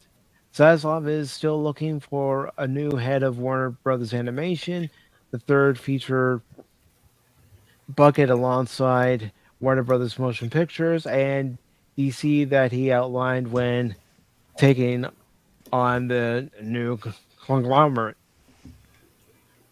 Development insiders at the studio are excited. The prospect of gearing up writers' room under Gunn is a luring prospect for talent and scribes. In their new roles, Gunn and Saffron will spearhead the development and execution of a long term plan for the many properties licensed from DC Comics, focused on continuing the tradition of DC storytelling across all mediums, while building a sustainable growth business out of the franchise. Saffron has been a linchpin for Warner Brothers' New Line theatrical between building The Conjuring to the biggest horror franchise at 2 billion worldwide and shepherding DC's highest grossing movie ever, Aquaman, at 1.1 billion, as well as Shazam and Gunn's The Suicide Squad and HBO Max's live action series Peacemaker, which is getting the second season. I just added that one in. Also on the horizon from Saffron's DC is Shazam, Fury of the Gods. That comes out on March 17th. Blue Beetle, due out on August 18th of next year. And Aquaman, The Last Kingdom on Christmas of next year. After massive reshoots. Mm-hmm. We can only hope so. We can only hope so. Please keep reshooting if you need to. Please keep reshooting. Mike, I don't know about you guys. Do you guys? I mean, what do you think about the Gunn situation? Because obviously, I have a little bit of mixed feelings about it. I mean, I'm happier, but he's still. I mean, it's still James Gunn. He's still weird. He's still wokish and weird, and he's nerdy-er. I'm really happy about the Christopher McQuarrie, by the way. Christopher McQuarrie is a great creator. Like, I really don't know too much about his agenda stuff. He generates some good stuff. So getting him attached to real content would be. Okay, I'm gonna ask a dumb question here. This McQuarrie. Yeah. I don't know how the name. This is not any affiliation to Ralph, I'm assuming. No. Okay. I've been hearing the name thrown around a lot, and I was like, are they, because you don't know who's saying it right and who's not, and I didn't do any research, and I didn't. So I was just curious. One thing I had to Christopher McQuarrie, he's the guy that did like a lot of the Mission Impossible work and the Reacher films, the Reacher movies, Valkyrie, Edge of Tomorrow, things like that. So he's really into action films, but also like some really good story stuff with them, not just Michael Bay type action. Just really good stuff. Maybe they'll balance each other. Maybe this is going to be one of those good fits where they can play off of each other and do something good. That's why they have both of them. Yeah, I hope so. I really do. I really hope that it works well. At least it's not J and J. Yeah.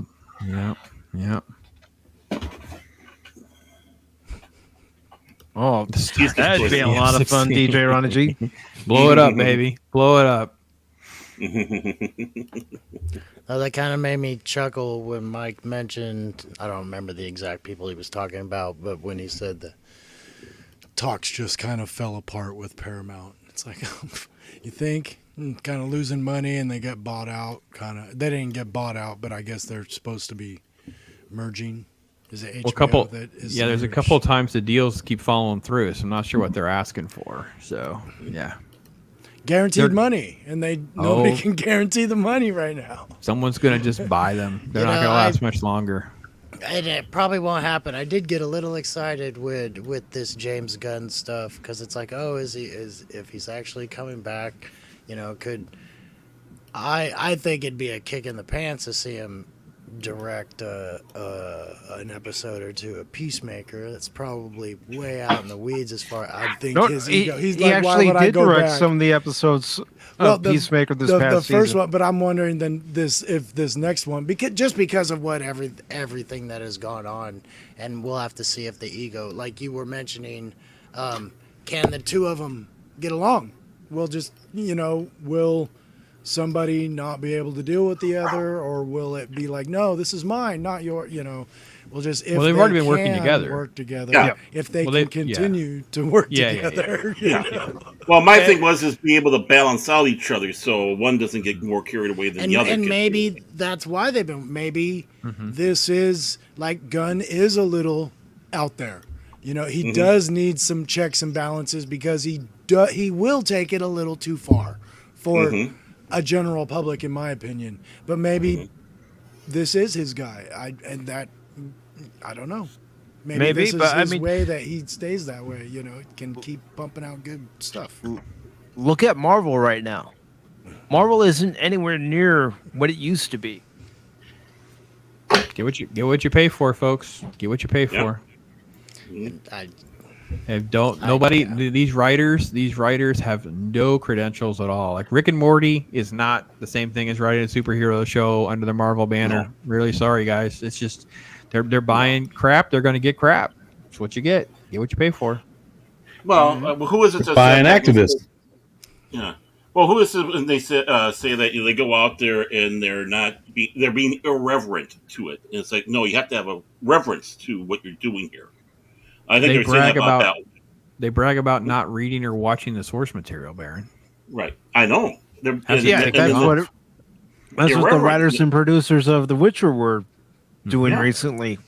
Yep. And ROP and all those, and they're not reverent. There's no reverence to it. It's just like we're going to go in there and destroy. Don't seek accolades for stuff you're supposed to do. If you're expected to do, producers are expected to do things, writers are expected to do things, and and especially in Hollywood, although we've seen a larger curve in a different direction, you tend to go toward what the masses want, but they're trying to rewrite a lot of stuff, and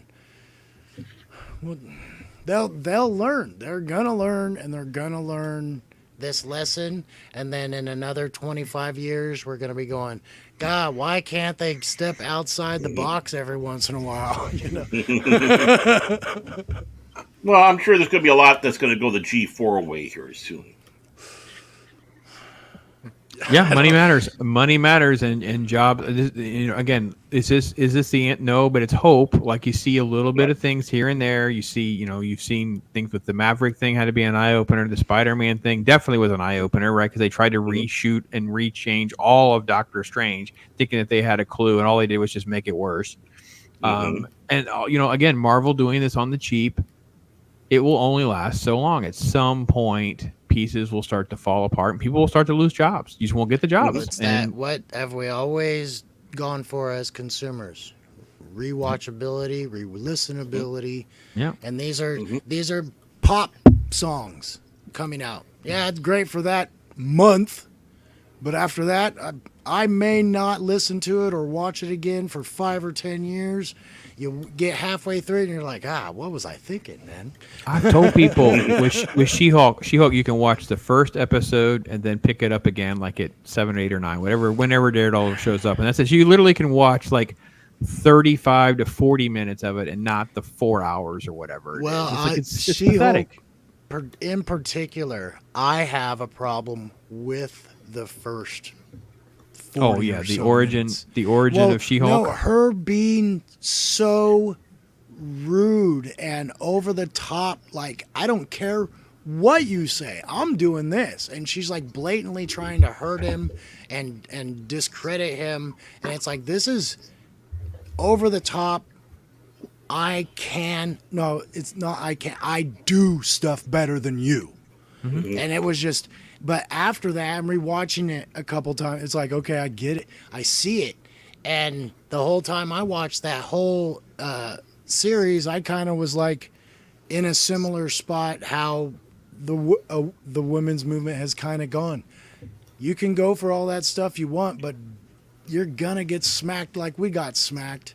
You're going to get sexism. You're going to get racism. You're going to get, you can't do this to us. You're a normal boss, just like all the other. You're going to get all those things that us toxic males had to deal with over the, past 40 years. It's like, you want it all, you're going to get it all. It's going to come fast and things are going to be nuts. Well, and no that's one kind wants of how I saw She-Hulk. She was like, I can do this and I can do it better. And then it was like, oh, reality slapped her in the face just again and again and again. And it was like, okay, as the series went on, I enjoyed it more. But it's not, again.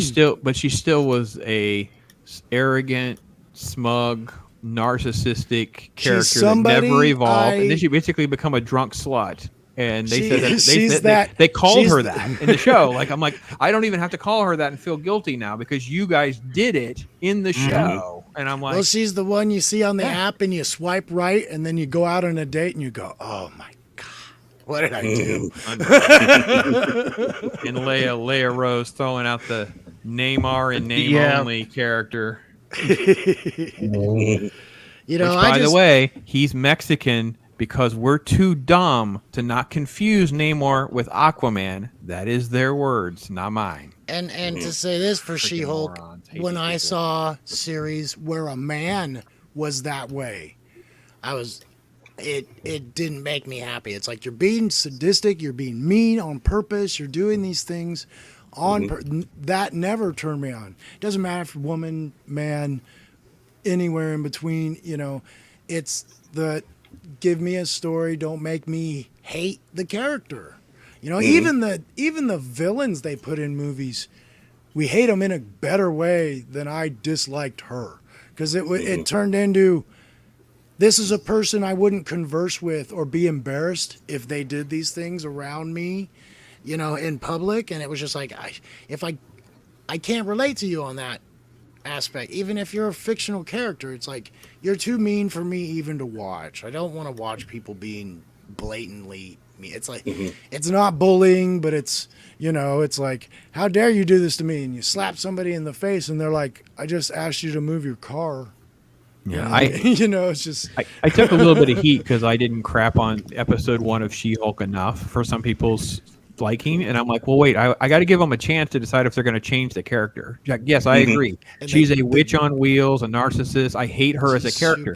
But if she's going to get this power and then she's going to evolve, then that's actually a story, and I'm along for it. Let's see what happens. Of course, it didn't do any of that, right? All we had to do was not enough at all. Yeah, go to a wedding and get drunk and nail a guy, or go to therapy. Well, the evolution and complain about to me, all they did is they related to their audience they thought they were getting. They just kept breaking the fourth wall more and more and more through the season.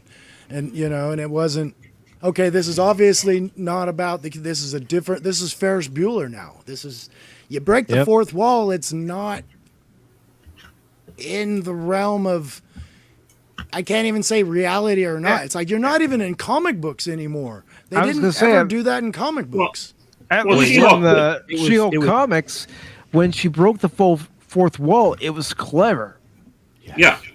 This was just so blatant. It was like a lot of things. It's forced. It's like, oh, I see what you're doing, but it wasn't organic. It's like, let's just write this, write this, write this, and those were the kind of things like when we would all write stuff for high school projects. And the teacher would red pen us and be like, well, you need to do a little bit more here and here. These people need to be red penned a lot more than they are. Are you kidding me? Half these shows, like Andor is 3 episodes. What happened? I don't know. Red Landmine. You still here? I've got another story here that's giving us a red alert too, since we're going into Marvel right now. No. Oh god, no. I can't. Oh, this is a sore topic, Mike. It's a sore topic. But it's exciting updates. It's exciting. They got why I canceled. saw That's the what it red would make alert. it exciting. It would be canceled. That's what make it exciting to me. It's like we're not going to mess with the goat. It's a goat series for me. So has Jesse Eisenberg been confirmed for Wolverine yet? Oh, don't even.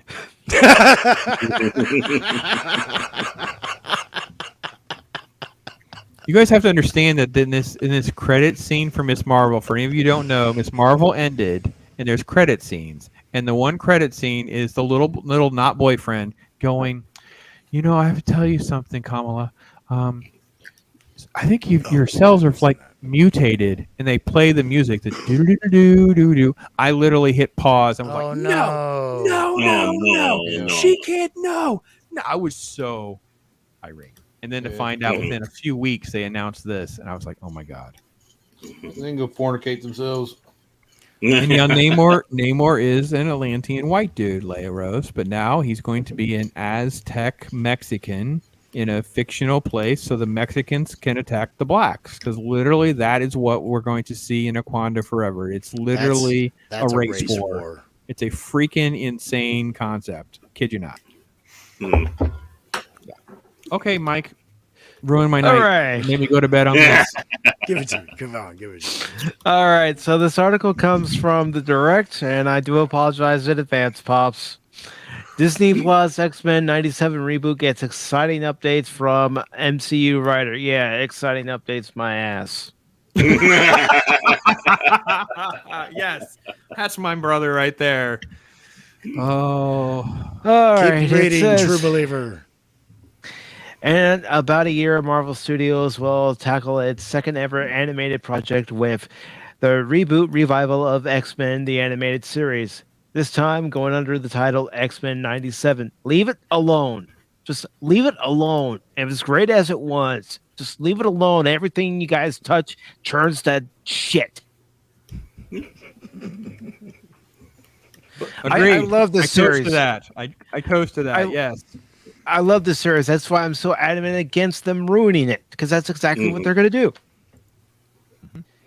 With the show's iconic theme song having already made its way into a couple of live-action MCU projects, which they should have left that alone too. Anticipation is slowly building to see what Marvel Studios does with its first official X-Men related property on Disney Plus. They're going to ruin it. They're going to destroy it. Yes, you're doing it for modern times or up to I forget the catchphrase they use for this one, because they use it all the time now, but they bring it up to date or whatever. Modernity. Just as long as they don't put Jubilee in mom shorts. Jubilee's gonna be a lesbian. I don't have a problem with that. I do. They didn't even develop the character long enough that we knew what was going on. Oh yeah, we did. Not in the good years.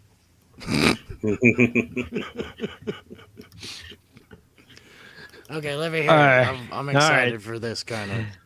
Fans got the first small look at X-Men 97 during Marvel Studios' presentation at San Diego Comic-Con 2022, which included a fresh new costume for Magneto and news about the official lineup for the animated mutant team. The show will feature MCU regular Bo DeMaio as its head writer, who takes a lifetime of love and passion for the original series and hopes to implant that passion into his work for the 21st century update I'm to the scared. story. So Yeah, that's yeah. the guy we He tied says to the he's stake. he says he's a fan. How many times have we heard someone say they're a fan and they're a flat out fucking liar? Yeah, I heard this JJ. with Transformers. JJ. Sorry for the change in attitude and cursing, but like I said, I love the original animated series and I don't like the idea that it's being touched. All right. Danger, It goes- danger. yeah, it is. It is Marvel Stranger Danger. Okay, so of course he wants to update it for the 21st century. Now he's taken to social media to provide an exciting update on the show's development process as Marvel Studios works to bring the mutants back into the forefront. During a Q&A session in his Instagram stories, X-Men 97 writer Bo DeMaio offered some insight into the development process for the new MCU Disney Plus series. DeMaio revealed that he started the development process for X-Men 97 in fall 2020. And once he was hired as head writer, he made sure to fill the writer's room only with fans of the material. He made it clear that his team had to respect the work before they could be allowed to add to its legacy. Yeah, we'll see about that. Are they all women? No, the Sentinels are going to come in and capture everybody, but instead of taking him to the slave camp, they're going to take him to an educational center and teach him the ways of the world. Sensitivity training. Yeah. Get in touch with your inner sensitivity. The danger room is just going to be a big giant struggle session for everybody. Every time you go in there, you gotta go through just a litany of SJWs and transgenders. And You Well, he just can have say- Professor X at the top going, "That was an interesting choice you made." That's all he says. can after. say everything he wants to say about being a fan or whatever, but he's a Witcher writer. He wrote an episode of Gonna Moon have to Knight. see. And are you guys ready? He wrote 2 episodes of Star Trek: Strange New Worlds. screw him, he's done. Yeah. But was he fans of those series? I don't know. Yes. I don't know this dude at all.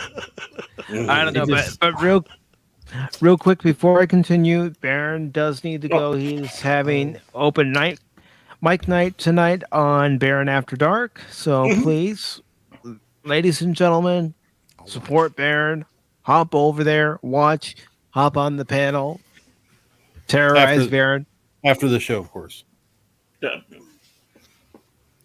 Priorities, man, priorities. Priorities, yes. Keep plugging, man. I'll warm up. Keep I'm going to plugging. go over there. Love It's your going to be work, man. crickets. It's going to be Awesome. crickets over there. Thank you for joining me tonight here on Pop Talk, Baron. Really appreciate it, brother. Always happy to come over here, Mike. Always fun being with you. See you, I Baron. like Be having you good. here. Take care, my friend. Yeah, take care, Pops. Yep. Padawannabe, Anamas. Da, da, da, da, da. And, of course, you, Mike, have a great night. All right. So the first question they ask is, can you discuss how the production team came about? Like how they were recruited for X-Men 97. Okay, when you put like in your first question, come on. Even I know not to go. Can you discuss how the production team came about? Like how they were recruited for X-Men 97? Yeah. Can I read his Number one, response? that tells me that they weren't even read born the when this cartoon came out. I'll read his response. You give me a proper intro again, and I'll read his response. I kid you not, word for word, I'll read his response. All right, Pops, take it away. But you got give me the intro. Give me the question again. Like All right. cadence, because that's what All matters. right. Perfect. Let me do it in the Valley Boy voice again. Can you discuss how the production team came about, like how they were recruited for X-Men 97? Sure, like in fall of 2020, man, Marvel's head of streaming asked me to develop like take a revive the show. From there, I pitched it out, was hired. My LP was the first hire, and he brought along the amazing talent that followed. My general rule was, you had to be a fan, like no questions.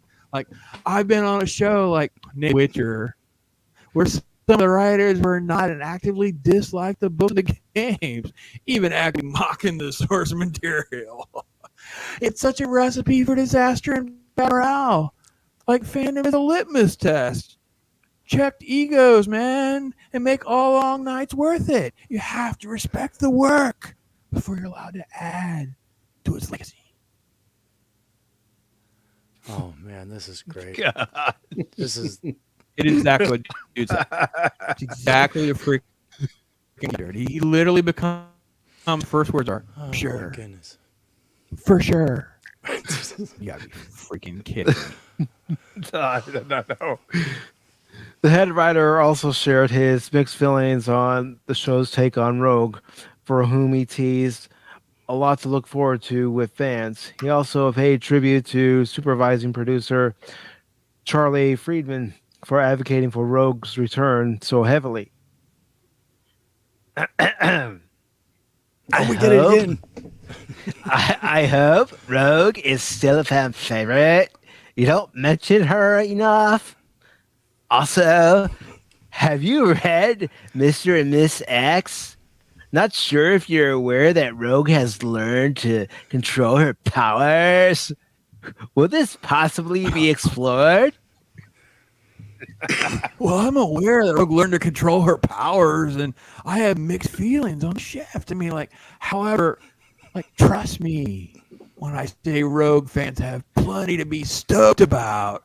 In no small part due to Charlie Feldman. He's a massive advocate for her character. Plenty to be stoked about. Plenty. I know, bro. Plenty to be stoked about.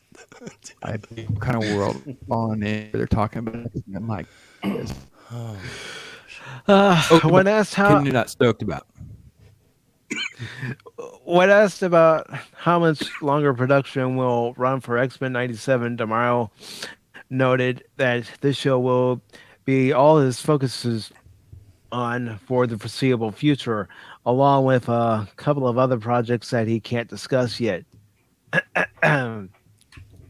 How much longer until you're done with production on X-Men 97?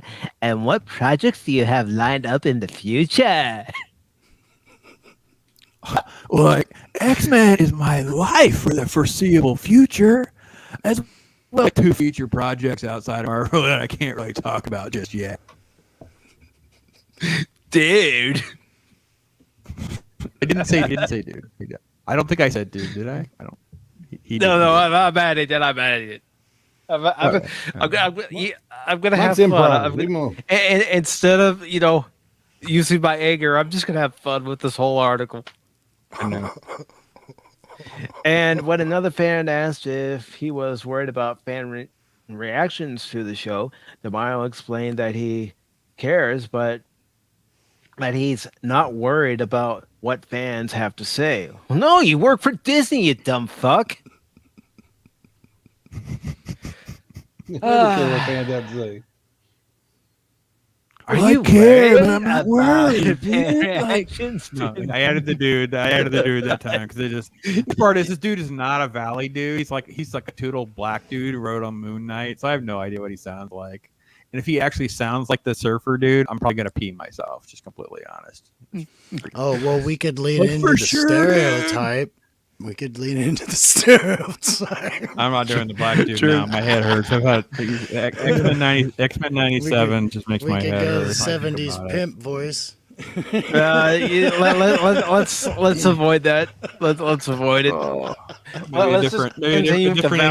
Maybe when Wakanda Forever comes around, I can try that, but not tonight. Let's just continue with I'm going to do it for that. Let's continue with the Valley because the Valley voice is a lot of fun right now. It's at least the right culture. We're not appropriating anything. No, it's And- it's like interpretive dance. Is there another quote? I don't think there's any more. No, unfortunately there isn't. And I was having a lot of fun. Surfer Those- culture is a dirty white culture. We own it. We're proud of it. For sure, dude. Like, Oh, dude. Beach hippies. Like, totally, dude. Like, all the dudes and dudettes here right now, like, you're, like, totally freaking awesome. You're gnarly, man. I can't wait, like, take Rogue to the beach, man. She can, like, surf up with Gambit, man. It's gonna be totally rad. Hey, totally rad. I have a few X-Men bathing suit issues.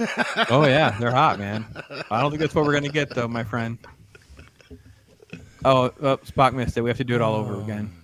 No, I'm just kidding. Oh, I missed it. No, I have to go to bed, man. 10 o'clock my time. All Gotta right, be up brother. for 6 o'clock stream. So thanks for the fun though. At least I had a laugh discussing this absolute nightmare of my life of X-Men's reboot. So Yeah. but it's always a I treat. my appreciate friend. you being here, Pops. I know we haven't been on together for a while, so I thought I'd hop in. I appreciate you stopping by my stream earlier and stuff. So been a good time as always. And but you're talking comic book stuff, man. So how can I not like, oh man, I gotta jump in. So Well, it's all part of what this program's about. Having fun, discussing topics like comics and, anime and video games and anything else that catches my eye. very Or cool. that I've heard other people talk about. It's like, you know what? I want to talk about that too. Just because it's worth talking about. In certain cases, just like the topics for tonight were worth talking about. Reading this article and doing the Q&A parts just now, that was fun. Made your day. My work here is done. It's all downhill from there. I got to go out on a high note, as George Costanza has properly taught me. So Yeah, Mike's the guy with the windowless white van with the tear stained mattress in the back. He just lures you in with comic books. Comic books and trading Anonymous. card gum. Anonymous. First of all, dude. What? Exactly. What?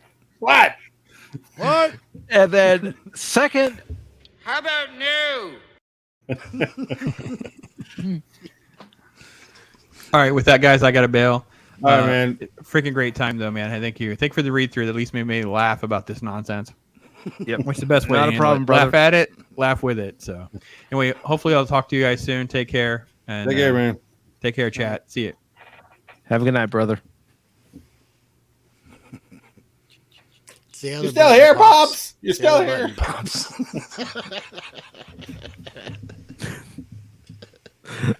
I'm sorry.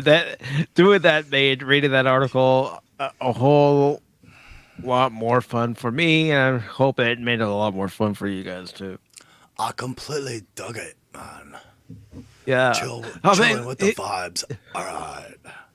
I could have been talking like this. Yes, we are taking great pride in X-Men 97, but not it. Like, totally, this voice works a little bit more, dude. And for anybody who's from California and says you're mocking us, dudettes, I'm originally from California, so guess what? I've even mocked my own accent, dudes. Huh, far out.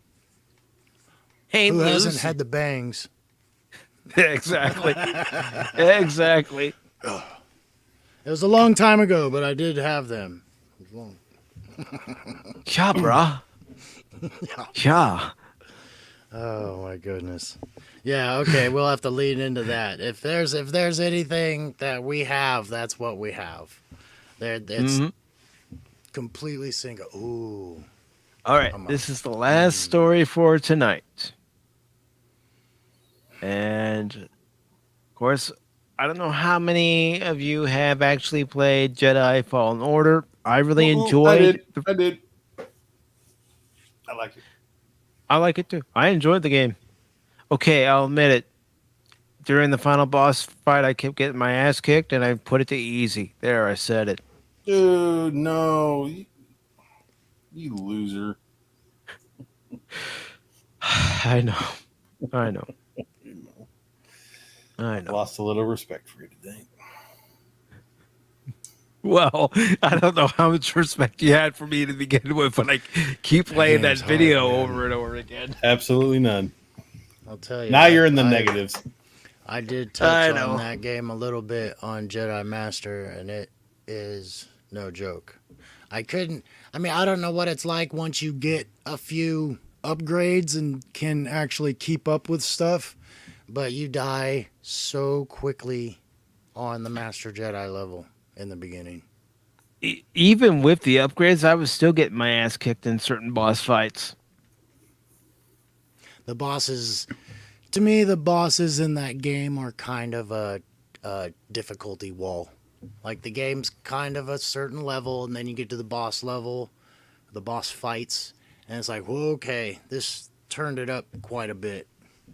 But I mean, They were fairly consistent.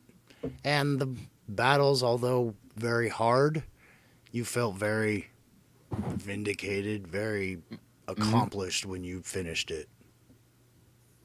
It's not a button masher. No, it's not. It's one where you really do have to pay attention to what you're doing and make sure that you do it right the first few times.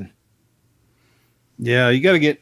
You got to pay, or you have to think. You got to about pay some your stuff, dues.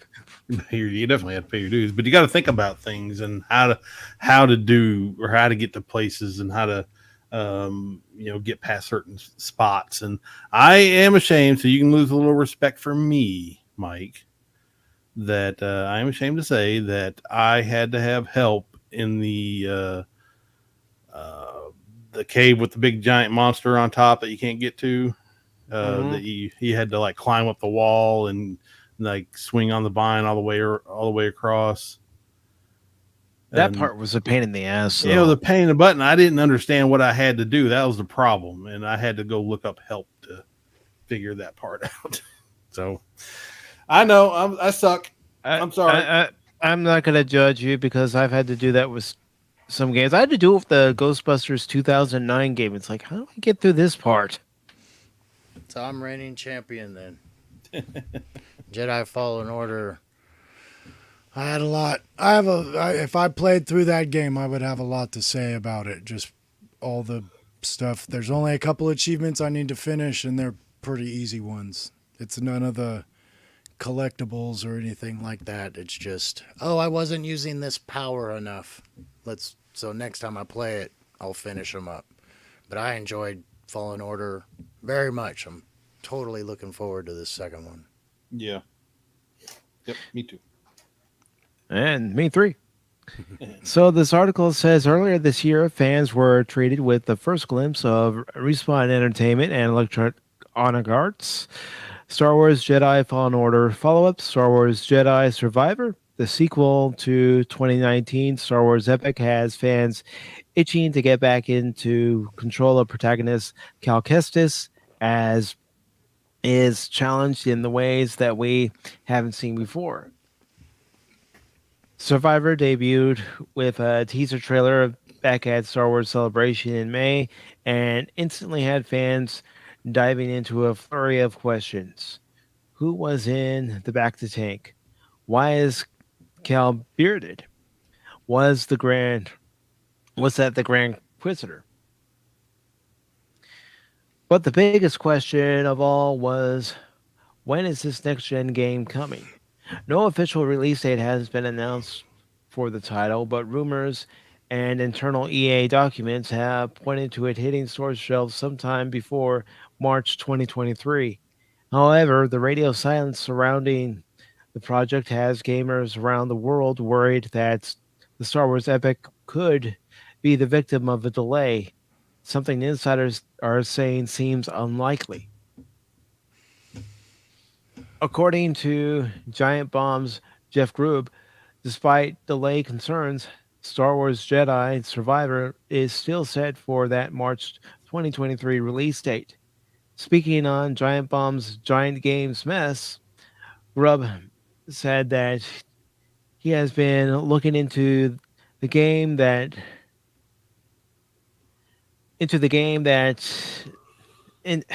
why am I fucking that up? Into the game, noting that it's still on track for that March release date. And yes, you can consider that first part a blooper, or most parts of tonight's show, anytime I've flubbed something, a blooper. He said that even though the title is less than 5 months away, EA has a plan. Rube remarked that they're going to be talking about it in December before going right into a release. The industry added that there's no issue with the game right now, that this is just a case of planning to have a short window to promote. And there's a quote here that says, I was looking into why haven't we heard about Star Wars Jedi Survivor anytime recently? And it's still on track for that March release date that we've been saying this whole time. And as EA has been saying for its investors and earnings reports this entire time, their big partner game is coming, and that's always been Star Wars Jedi Survivor, but it's October. That's 5 months less than 5 months away. So why haven't we heard about it? Well, they have a plan, and they're going to be talking about it in December and go right into a release. There's no issue with the game right now. Who knows? Something could change there, but right now there's no issue, and it was always the plan to have a short window to promote. They don't think that'll have any negative effect. Will Jedi Survivor get delayed? Right now, it's still unknown if, in fact, Jeff Grubb has his information in line and Star Wars Jedi Survivor will not be delayed. EA and developer Respawn have remained tight lipped about the project, with some of the only information about the game coming out by way of book announcements and quotes from the actors involved. The rumor has always been that Survivor would hit before the end of March next year. So right now, fans will just have to take the word of insiders like Grubb on subject.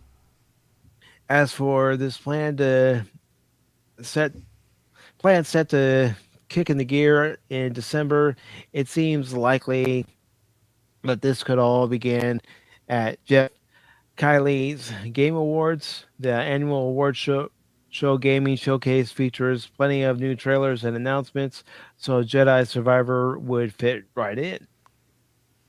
And lastly, it concludes, it feels like the Game Awards would be the perfect place for the title to debut gameplay, along with maybe another trailer before EA really starts up the marketing machine for the game in the new year, ultimately leading to that March 2023 release date.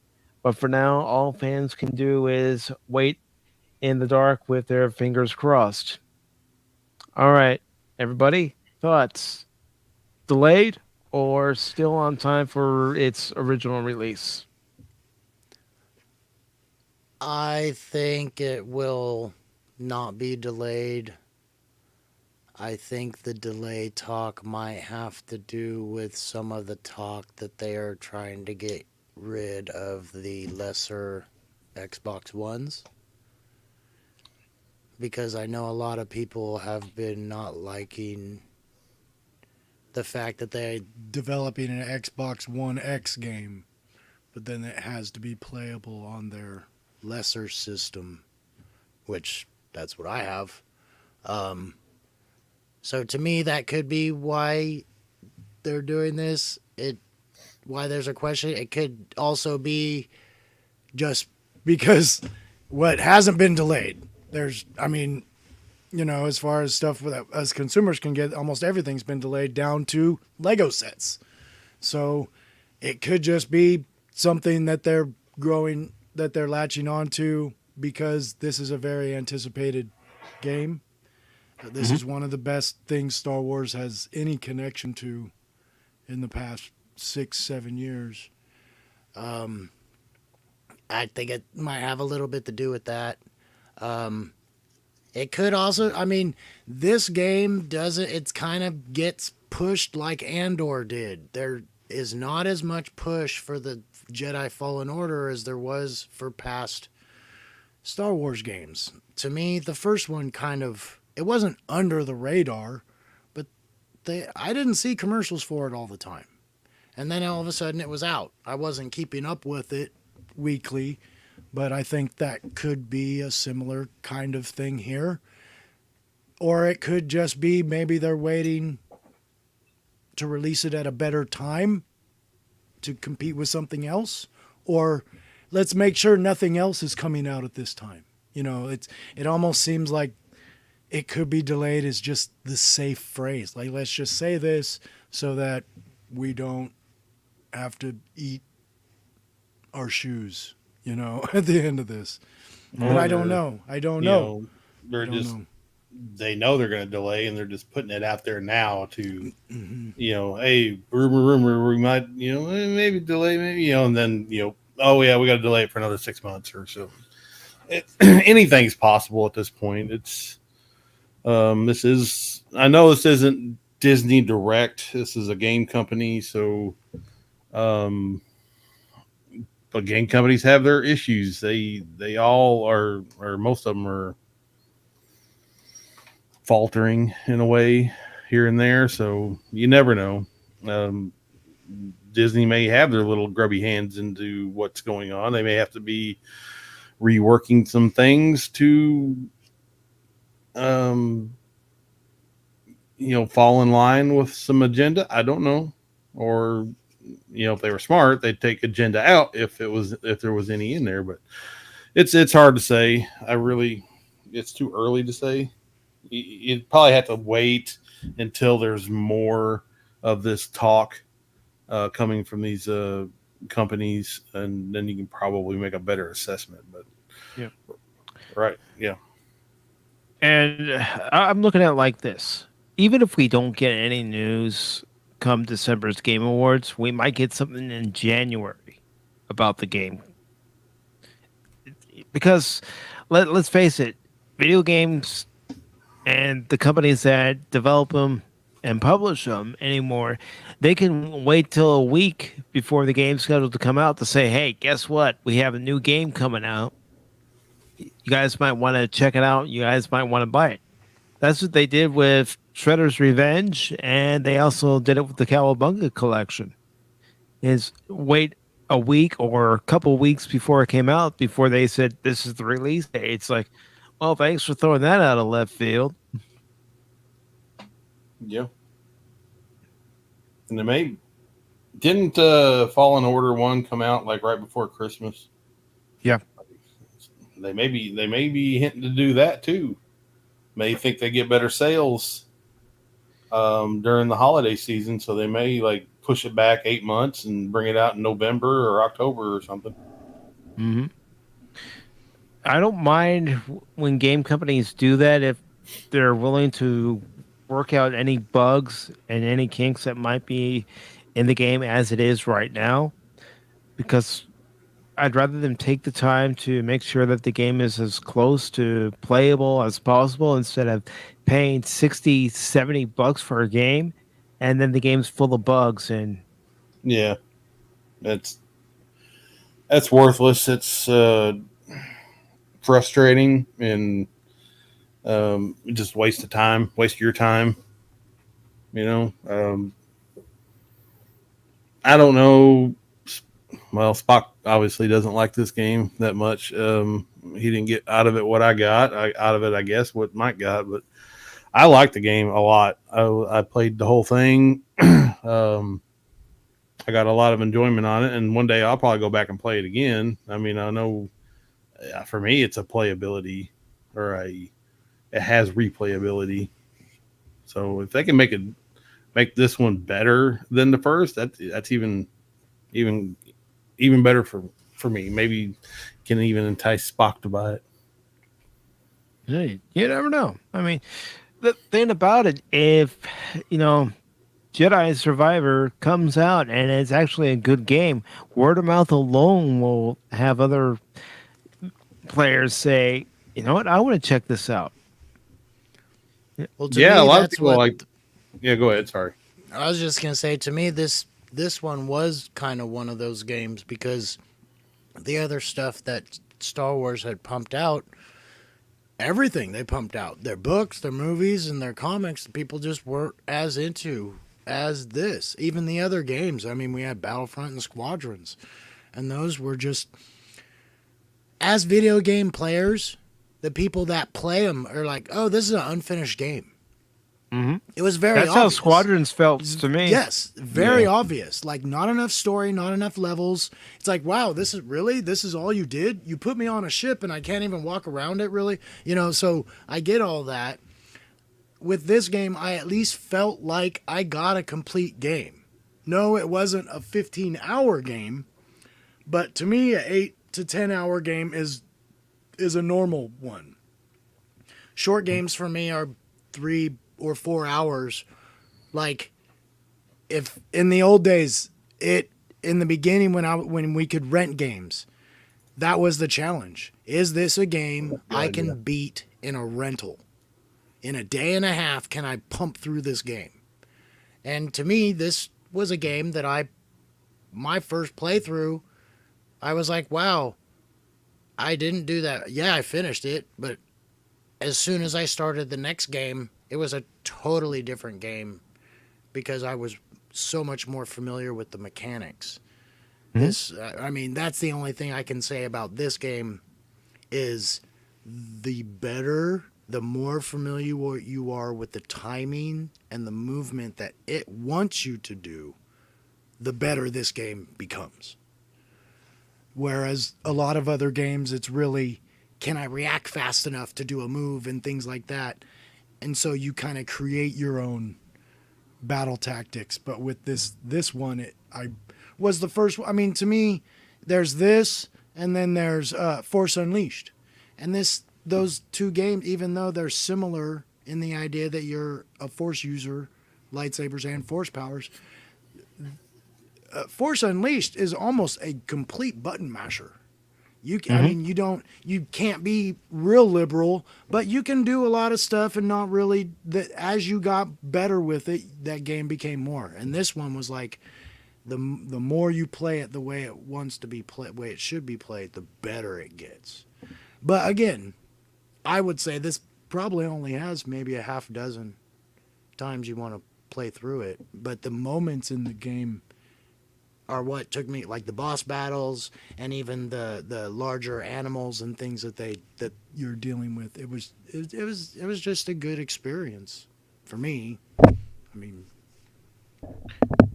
I had fun playing this, Jedi Fallen Order because I was immersed into the story. And for me, that's part of games now, is getting immersed into the story. Is it a good story? Does it involve characters that you actually can care about? Because it doesn't matter if it's a video game, movie, or a television show. I want characters I actually care about. So if something happens to a character in a game, it's like, no, you can't do that. You can't kill off that character. Yeah. Yeah, that goes back to the EU kind of stuff. So. And Spock says it doesn't have the replayability, in my opinion, like you are discussing. After you know what is going to happen in that linear story, there's no point on playing it again. Sure, 3 years later, why not?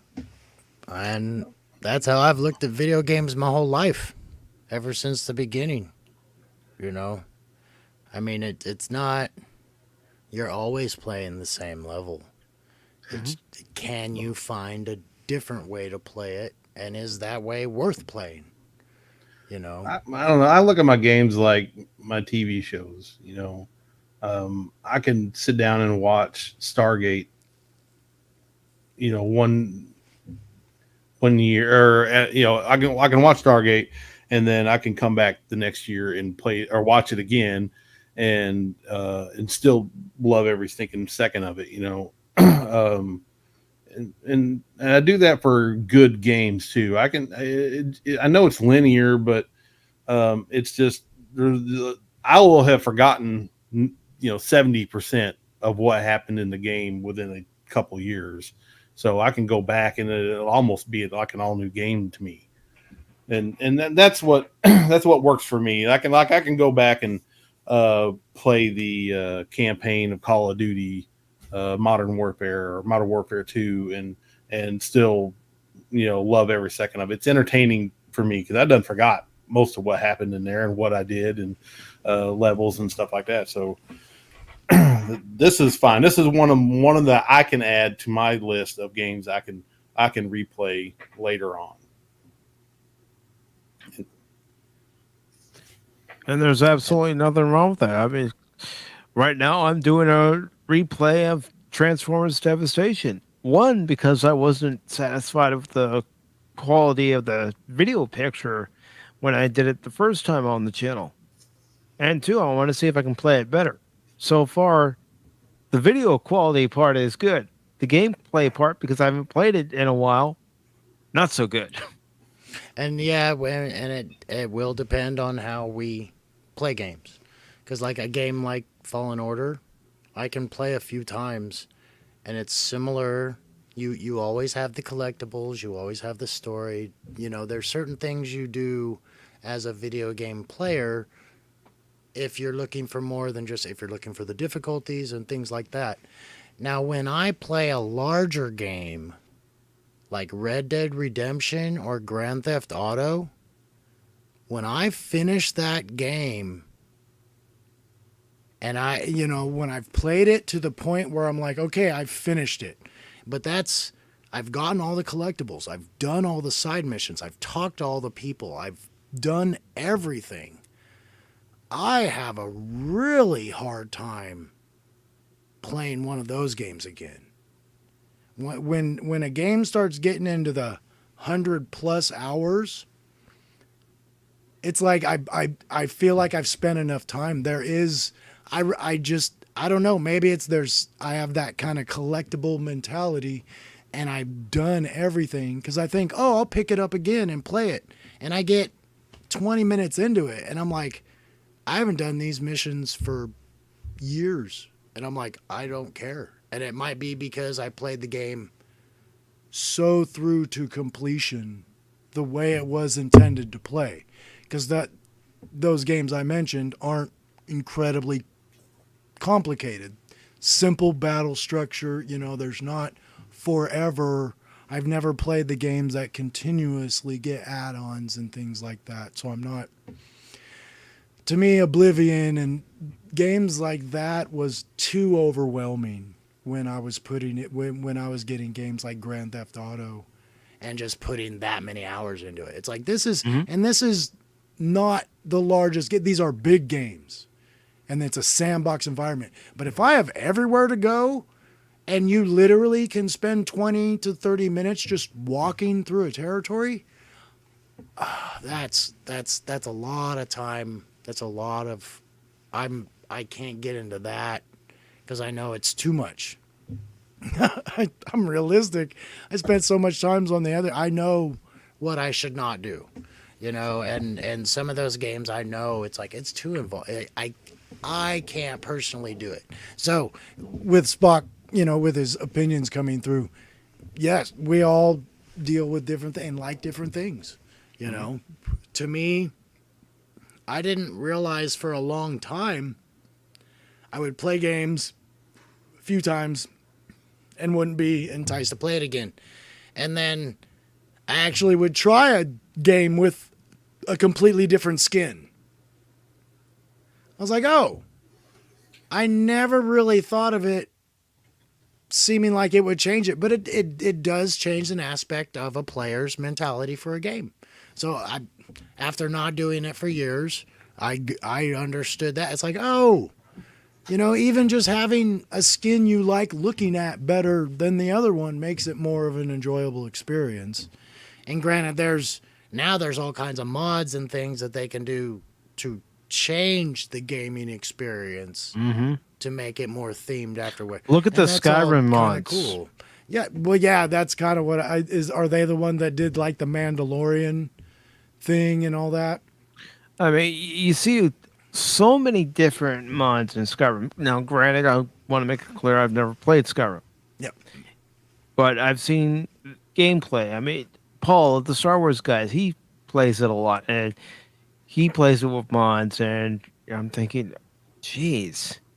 All this time for the mods, and you see so many different things added to the game. Some of it does make the game better. It definitely makes me more interested, for sure. But then that's a computer console, and I don't computer game. So it was like, it's always been this thing that I've thought about. Yeah, it might be cool. But like how a lot of people spend a lot of money on skins and things like that. It's like, well, I didn't really think about it. But occasionally there's something that does, it can appeal. Even if you don't think, just try it once or twice. And, you know, what do they say? Always try something twice. And Spock, I don't speaking blasphemy right now. Spock, you know I'm not gonna shit on your opinion. We all have our different opinions, and I'm not gonna see your comment in the comment section or talk to you on Discord and say, I can't believe you don't like Jedi Fallen Order. What's wrong with you, man? Come on. What is wrong with you, man? How could you not like that game, man? Because Jedi Fallen Order, the thing I can say about it, it's not an incredibly action-packed game. And that's what sets Force Unleashed and Fallen Order apart so much for me. Oh, the R2D2. Oh, man, I'm going to... No fights. Y'all behave yourselves. Now there's all different kinds of games, all different kinds of personalities, all different likes and dislikes, and what I like may not be like what Spock likes or Padawannabe likes, and vice versa, and that's cool. I mean, that's why they make all these different kinds of games for a broad range of people. And I agree, Spock, that a short story game is not worth $60. But like Call of Duty, I know Call of Duty, they get the campaigns got a lot shorter over the time. But if it wasn't for the online gameplay, I mean, yeah, I wouldn't pay $60 for it. I wanted both. I wanted the campaign, I wanted the story and everything, and then I wanted to go right into playing online, which was good for me. So it was worth the $60. But he's saying Fallen Order's too linear, and then he brings up Episode 3. Yeah, I have that game on the original Xbox. I love that game too. Yeah, that game was awesome. That game, the moment I bought it, the moment I put it in, I was completely immersed into the game, and those games had a different kind of collectability. You had to look in different spots. It was, it wasn't always just bust the crate like in most of the games now. They kind of make it realistic finds, but it was just different. It's almost, you can't even describe how games were. It's tough. Have you been to the Sith? Yeah. Yeah. I played that for a while. It's been so long. I don't remember much about it, but dang, that was a pretty good game, the Episode 3 one. But I remember playing Episode 1, like the early PlayStation, early gaming, when they were just getting past the 8-bit. And we were in like a lot of games that came out, you didn't even know where you were supposed to go when they first started making these 3D maps. And it's like, there's not even a clue, like no hint, you'd all of a sudden go, oh, I didn't even realize I could walk on this part of the graphics. It was it was so different. And now things tend to kind of lead you in a normal, like, oh, you can see things this way, walk around it, and before it was just, oh, how many buttons do we have to guess to push? And Exactly. and real quick, I do want to welcome our next panelist. He is currently backstage. What the hell are you talking about? Oh, my guidance counselor says that certain words perpetuate this sexist worldview that could trigger... Quiet! From now on, you won't listen to your guidance counselor. You're going to listen to me. Is that understood? Yeah, Sensei. Quiet! Oh, man. One day, we're going to have to meet that man and just yell at him, quiet! Or even better... I'm sure he gets that a lot, but... Even better... have our cell phones out and say, could you say yeah. quiet into this video? Thank you. Seriously, I don't know. Just yeah, I didn't. After watching all that Cobra Kai, just still, I enjoy that a lot better than the second movie and the third movie. But of course, if we didn't have those, we wouldn't have it all tie in. But just those stories for 2 was like it was pretty good, but there was still that lot of cheesiness like in 3. But then you had the rivalries and yeah, it's great. And Silver, of course, and Silver is just insane. But anyways, yep. So how are you doing So- tonight, Cash? Pretty good. I was like, oh, Mike's still on. I'm like, is this a Sunday stream? No, it's the Wednesday stream, but we can go a little bit longer. We were about to quit, but Spock kept talking to us about games and stuff, and we just kept going on and on and on. It's all Spock's It's fault. Spock's fault. It's his fault, Spock. Dang it, Spock. How could you, dude? No, Spock, it's not your fault, dude. It's never your fault, man. Yeah, And Cobra says quiet never gets old. No, it doesn't. It never gets old, dude. It's just funny. So, real quick, Cash. Some of the stories that we talked about tonight were Henry Cavill coming back as Superman, and he's going to get a proper sequel. Yeah. Okay. And we also talked about Saffron and James Gunn becoming co-executives for the DCEU. So it's 2 heads versus Kevin Feige's 1. That should be at Marvel. That shouldn't be terrible. I just I want something better than Suicide Squad 2. It was okay. It was better than 1, definitely, but still not saying much. I didn't really feel it's a lot of comic book stuff in there, but I don't know. Other people were in our group that had a wannabe and I talked to. They enjoyed Suicide Squad 2, but I just thought it was only okay overall. Yeah, hopefully Gunn's not going to be like the director and writer of everything. I think he's just going to oversee the stuff. So hopefully he has good enough sense to hire good directors and good writers to make the rest of the stuff, the upcoming things. I'm hoping that's, and he can cut out the path of which they want to go, as far as interaction with characters and stories and movies that might touch on each other like the MCU. But and that's why it's good to have 2 heads are always better than 1. So if he gets out of hand, then the other guy brings him down, or vice versa. And Spock, he does spread the nerd virus. So he does. Yeah, no, it would be nice. As far as keeping Cash in control, I always have to tell him. Ha! My ass. You missed it earlier, Cash. We were talking about X-Men 97, and I was reading the Q&A part that we were doing in Valley Voices. You missed that part. You'll have to go back and watch it. All right, I was having fun. I'm sure you were. So was Pops. Yeah. Yeah, no, I just like to see, you've had, one thing DC was going on a pretty good track is a lot of their animated films. And I would like to see better stuff than even TV shows that better than especially Marvel, where what Disney's doing for me personally. I'd like to see either we get some more mature content, but we go in a better direction. Like Titans, for example, because I had watched some of Titans with a friend of mine. Okay. And there was some stuff there, but Starfire was like a hooker, and it was weird. And Robin, though, they got right because he's like, fuck Batman. I'm like, yep.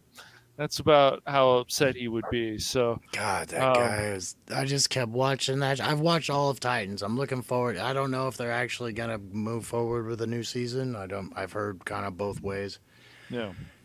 But okay, that's one of those I watched that show. I enjoy it. There's a few things that didn't make sense, a few things they put in, obviously, you know, but Damien is a dick. Yeah. God, that guy, man. Oh yeah. But I have to give him. I have to give it credit. I didn't not like him because I couldn't stand him. As an actor, he made me not like what he was doing. And that's why I didn't like him. I can't say he was done badly. There was a few spots I kind of thought he swayed a little too easy, good or bad, but I enjoy Titans. I said, I'm looking forward to. I just don't know what they're going to do. I had watched some of it. I just didn't understand why we couldn't, just like the animated movies, have her come down. And the thing is, she doesn't. It's not about her having a skin color. She's fucking orange, dude. Oh, dude, Starfire is all wrong. Her character is. It is. They didn't keep anything the same, except maybe the costume is the closest thing. But for me, watching that and knowing Teen Titans and Starfire's a new character, so you know, like Harley Quinn was. Even if you don't totally follow the lore, you kind of keep up with what's going on. This is not like Superman or the original or even Robin, Nightwing. We're not dealing with decades and decades of lore. It's literally coming out as we're seeing it. So I get that, and I can accept kind of, and again, like the Red Hood thing, a newer character that I was introduced not from the beginning, you know, so I was able to deal with if they switch things with these characters more than with the ones who already were established, like they are this way, things like that. But Starfire, I know, I don't get her. Doesn't even act the same. No. Like her attitude is black woman. Yes, it is, and she is a black woman in the show. But the thing is, she's an alien in the lore. and I understood all that, but she did. Yeah. They didn't make her right. The way she talks. Yeah. Yes. She has a certain way she talks. And it's funny, if you watch any of the animated stuff, she talks always the same way. Where she has these kind of slow it's not disrespectful to her. She's an alien, and the way she learns languages is she actually kisses people. I think more men. See, I didn't know any of that. I just always thought it makes sense. She's figuring it out. She's naive. I kind of looked at Starfire. Granted, my first introduction to her was Teen Titans, but she was from another planet. She's royalty. Okay, that makes sense. You don't understand normal people, let alone a completely different planet, and it all made sense. And it was a funny cute character, and she could kick ass. Yes. So I could totally see them working that into a realistic character, and it completely makes sense. But she's not the same character, and it doesn't quite work. Like, say, the way they did when they did Smallville, and although that Clark Kent was not one that we were familiar with, it made sense. Yep. Yeah. You know, but this Starfire, it's why didn't you just make a new character? Starfire's not in the Titans. That was a weird one for me. But it could, I like Starfire a lot, and it was one of those characters I enjoyed more. So when they changed it so drastically, it's just like, what was wrong with it? It wasn't that wrong, was it? Yeah. Oh wait, I'm white. I don't know what I'm saying. They just saw an opportunity to change her to what they wanted it to be. So, and I get that, but it was like they introduced her sister, who is different and darker skinned than Starfire was, and to me that adaptation made didn't disrupt or take me away from the story. But Starfire's character was just so over the top, and yeah, the pleather outfits and she looked like a stripper. She did look like a stripper. Most of the characters were different. Like Beast Boy was different. His whole demeanor, he wasn't jokey that much. He jokes around, like he flirts with the female character. I liked that aspect. If you like the original Teen Titans, which is way better than Teen Titans Go, it's just like my friend's like, hey, check this out. I said, do I really care about this? I was, oh shit. This is entertaining, I will say. I knew a younger kid, and he was probably like 20, so he's younger to me, but not a kid. And he only knew of Teen Titans Go. And we were talking, I said, it's from Teen Titans, and he didn't even know about the show. And once I talked to him about that, he didn't even watch Go anymore. It was all about Teen Titans. He's like, this show's so much better. Dude, what I would do if whoever's available or of stuff that I've liked in the past and the vision that they like, I would just, if I'm working on something like a project and I could pay them, I would just get them to work with me, and then we can make great shit. That's what I would do. Like I'm curious to see where DC's going, because Black Adam is just not something that, for whatever reason, I saw the trailer and I'm like, yeah, I don't usually mind The Rock in movies, in certain movies, but I don't know why I'm supposed to care about this. And people are like, well, we have an anti-hero now, and I'm like, I don't know. I didn't really know much about Black Adam before. All I knew about him really was in the Injustice games. He's in the Injustice games. And that's what I wanted to interject. Is this just because these heroes are lesser known to us? Like Hawkman, Hawkeye, and Atom Smasher, and Doctor Strange to me is the biggest name I know, or Dr. Fate. Yeah, that's the biggest name I know Fate. from, and I know Black Adam, but is that a reason why this isn't doing as good? Like what Marvel's doing, they're just giving us heroes that not enough people cared about. Yeah, they're giving us the B team, and I don't know, man. Like the She-Hulk show could have been written really well. Yeah. It just could have been way better. It's just and the other ones so too. Goofy. Yeah, Falcon could have been better, and Moon Knight could have been way more badass. And then Layla wasn't a bad character at first, but it's just like, oh, she has to be this. She has to be this. I mean, and I say that like it's not about this whole female lead. And now my brother told me earlier that Bad News Bears, they are now going to do like either a TV series or another reboot, and we have to have a female lead. It's not going to feel the same, and it's even going to be a bad version of Sandlot. It's not going to be anything what it was. They won't try. They're so afraid still.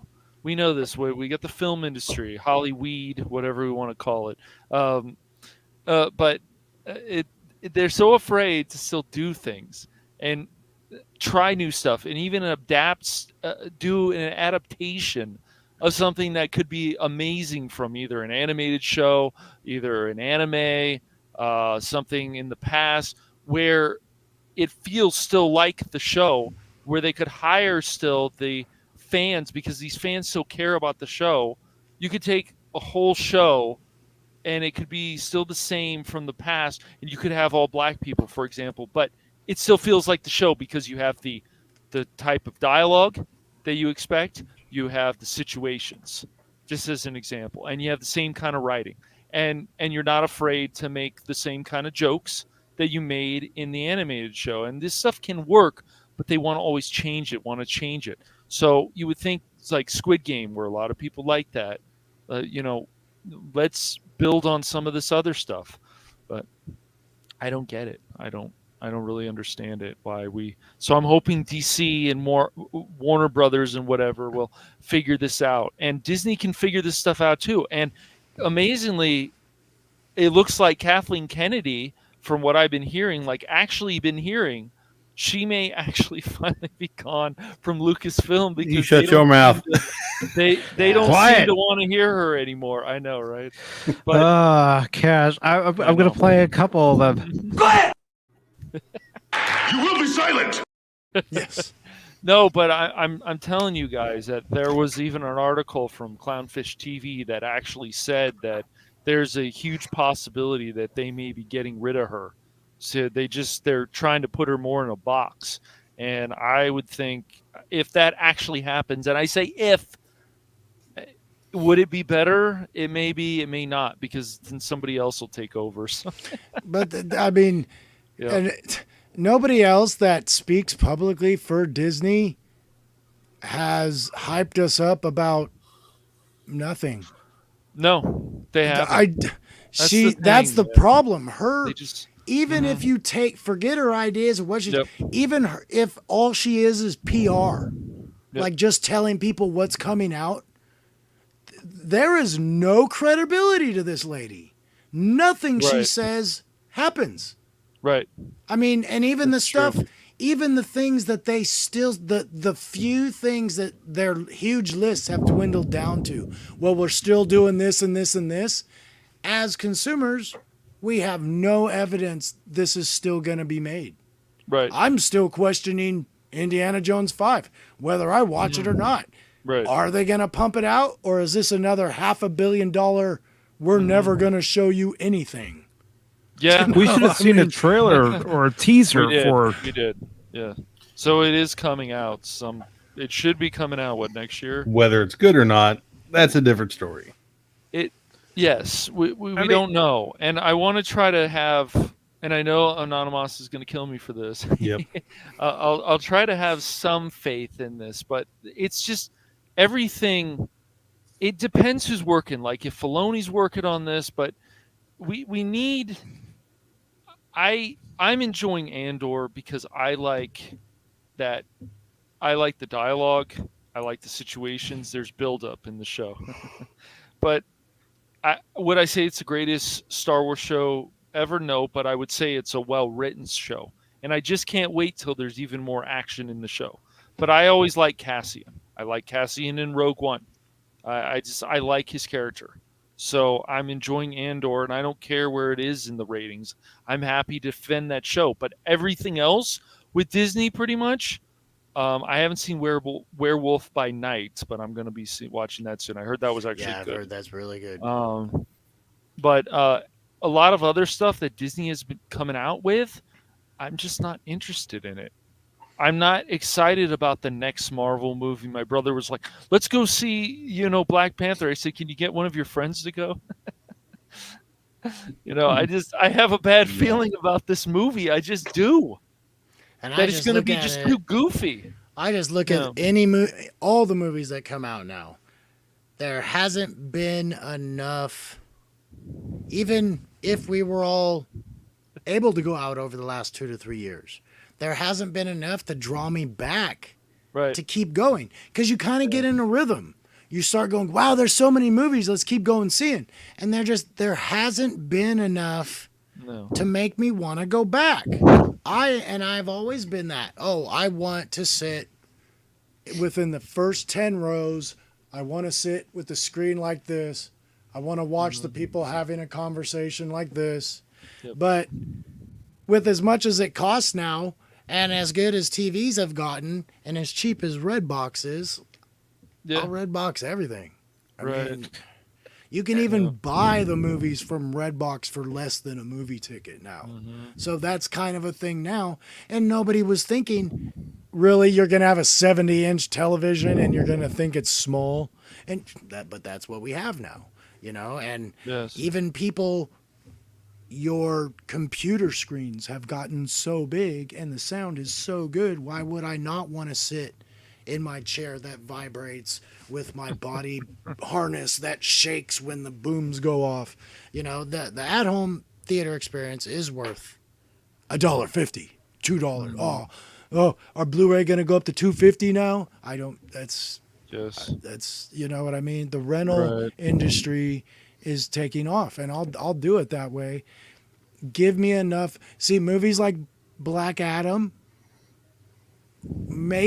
I would like to see that on the big theater, but I've gotten in the habit of not spending money in the theater now. So now it's It's becoming a thing. Do we want to spend that money to go back out? And prices are exorbitant now. Everything's higher. So it's this cycle. I continue to say it's a cycle we're going through. I don't know how it's going to end up at the end, but it's just we got to see where we come out after this. I don't know. Yeah. And here's the thing. Can only get better. Oh, I need to ask Spock. Have you actually watched Andor? Yeah, okay, I'll wait for your reply. Okay, go ahead. It's Star Wars, man. You know he hasn't watched it. But a lot of people, especially with what's going on now, I'm not going to get into any detail about that, but everybody knows what's going on now. A lot of people have to pick and choose what they spend their money on. Mm-hmm. Some people don't have the money to go to the movies and pay for necessities because movies are a luxury. Mm-hmm. True. Now they are, and we can't even guarantee anymore. Like 10 years ago, and it was still changing then. 10 years ago, I could probably still go into a movie theater and be comfortable that someone's not going to ruin the experience. Now I'm not so sure. I've been in theaters where people flip out because they don't like the movie. And it's like, dude, just walk out, ask for your money. I don't need screaming baby. Just situations that you really never thought you'd be in. And now taking little kids to R-rated movies is normal. And then them screaming at the manager in the middle of the theater is normal. It's like, it's not, that's what I mean. It's kind of not worth it. If I know I'm going to spend $30 on tickets and I don't even know if I'm necessarily going to enjoy the experience, it's changing. And our employment, not having enough people in the theaters makes it worse. Yep. The movie content makes it worse. We don't even have many choices anymore for movie theaters. Exactly. There's only a few. That's why I've really kind of embraced the at-home stuff, but I am excited. I'm a social person. I enjoy my talk time. I don't like to be away too long. It gets boring. So I'm waiting for the things that draw me out again. I really am waiting for them. I would even, man, I would like to say it's like back in the 80s and 90s or the 70s when there wasn't a lot of movies that were at the theater that brought you in. Bullcrap. Freaking 80s and 90s were full of freaking fantastic movies that were at the theater every weekend. And I struggled to go watch these movies because that's all you had until they come out on VHS. But I had a cool mom. A year later. Yeah, I had a cool mom that kind of made sure that we watched all the really good ones, at the theater. And God bless her. But I don't even have that now. I'm there's so much time in between one movie that I want to watch and another that it's like we're living in a freaking movie desert now. Well, along the exact lines you're talking about, 90s. How many movies were there? Me and my friend would movie hop every couple weeks, and you still couldn't keep up with the movies. I probably couldn't put 10 movies together now that have come out within the past few years where I'm like, yeah, I'll go see all those in one day. Like it's just, the product is not there. Just think about the films that we went to go see in those days. You saw stuff like Half Baked. That was pretty funny. I would say more than pretty funny. It's just been a long time since I've seen it. Yeah, you had stuff. Even Beverly Hills Ninja was pretty good. Well, the script was pretty good. Can you not tell me the first time you watched Austin Powers? The theater was. I went to a screening of that. When it was packed with people. Yes, I sat on a step because there were so many people in the theater. We moved everybody in. They had to have people keep coming in. And, that's not that long. Even at the 2000s, movies were still coming out. Yeah. Theaters were getting huge. Theaters watching Goldmember, there were There were a lot of people in the auditorium when I went and saw Goldmember. You really are a fat bastard. That hurt, Mike. But I mean, No, I remember. Even I know it's a dumb movie, but I like it. It's a guilty pleasure. I don't know if anybody like freaking Benchwarmers when it came out. Yeah. Me and 4 other people went to go watch it on opening night. That movie theater was mother effing packed, and we had to sit at the very bottom row, looking at the ceiling, trying to watch it. I had to move my head back and forth to see what was on the other side of the screen. Benchwarmers to me is the best Adam Sandler type movie that he's not in. Yeah. It's easily as L. good Ralph as Snyder. some of his other ones. It's a very underrated. I remember people screaming in the theaters when you see certain war movies. I remember when I went out with this girl in high school, we went to go see Saving Private Ryan. I heard people actually crying in the theater because they had actually dealt with that. There was obviously veterans in that theater. Oh yeah, we had veterans crying when they come out of that movie. Same when I saw We Were Soldiers.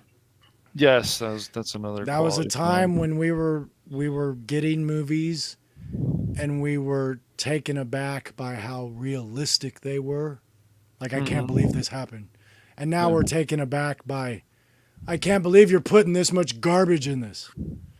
Like, none of this is believable. Where before we were just like, oh my God. Even though we didn't see anything like that in our lifetime or on film. Right. We were like, wow. That's the closest literally we ever blown got. away by it. And then we could still imagine that it was more graphic than that. Yeah, that's the And now we're closest we ever got to being in the real crap. And that's overstimulation. Like, I'm taking in so much stuff, I have to try and make sense of about it. And now we're getting things that, as soon as we see it, we're like, that doesn't even make any kind of sense. Yeah, I can't even, true. I can't even stretch around that idea as much as I want to. I watch Star Trek, people.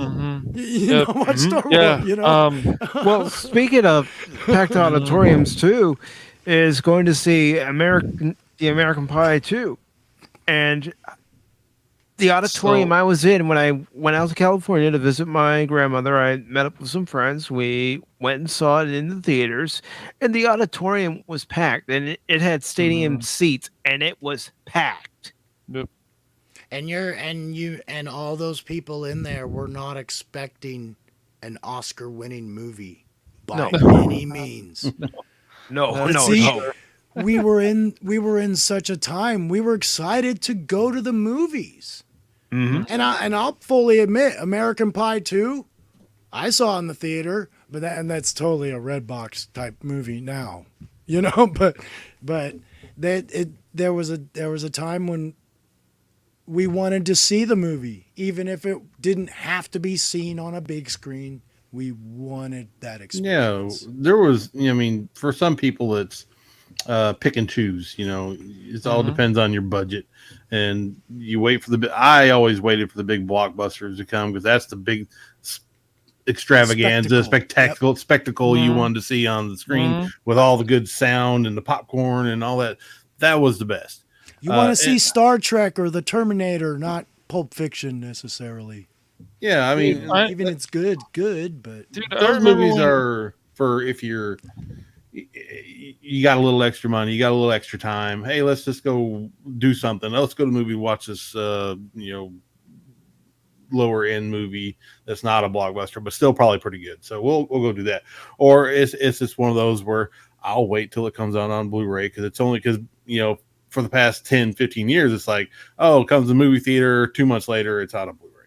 You know, you can go rent or stream it now, but yeah, why? I mean, now if movies were still $7, would you watch more movies at the theater? I'd be way more willing to go. Definitely.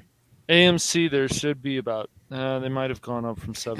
And I actually do have right down the street from me. I do have a theater that gets movies fairly quickly, and then they'll actually they bring back movies. Like 6 months ago, they were showing the original Ghostbusters, and like they're gonna show the first Avatar when the new Avatar comes out, and they do that kind of thing on a regular basis. But this is the first movie theater I've experienced in my lifetime, and I haven't lived everywhere, but I've lived in some pretty big cities, so not everybody gets the cool thing, you know. Yeah, we don't. So- I'd love to have a movie theater that played classic movies. You know, throw a suggestion in a box. Hey, I want to see Ghostbusters. I want to see freaking Tron or something. Just the You know, promos that they do, like when Avengers Age of Ultron came out, my Mm-hmm. movie theater did Avengers 1 and Avengers 2 back to back. And they showed them both in 3D, even though the first Avengers hadn't been out for 2 or 3 years. So, and that was a cool experience. They don't have we just don't have any of that stuff anymore. Promotional is not as big as it was, you know. When like a new movie's coming out, that's all they would run on some networks was all the previous movies building up to that, you know. And we just streaming networks don't have to do that. When 'cause you Star can just Wars, get it. when all the Star Wars new Star Wars, like the prequels came out, what did they do? Freaking TBS rolled or it. they TNT, rolled yeah, freaking they roll TNT. it over and over. They still roll it. At Turner Broadcasting, yep. TBS still rolls that a lot, and yes, a lot. And you just go, "Oh, is this Star Wars on again?" But that's All right. that's kind of the hype. That was old advertising. Yeah. Hey, this is coming out. Let's let people remember the old stuff. But now they change it so much.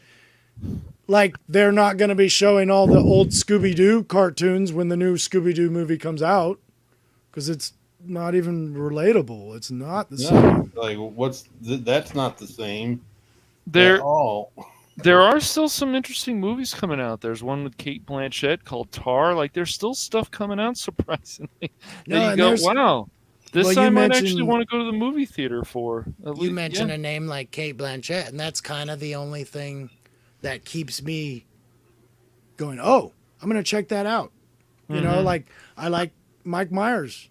If Mike Myers does the comment, I checked out his new one. As soon as I find out somebody I like is in something, but I've had to follow it that way now. Now I really have to make an effort to follow my actors or my series and find out when they're coming out, because the things I want to see aren't as advertised, and then the things that we all don't care about are everywhere.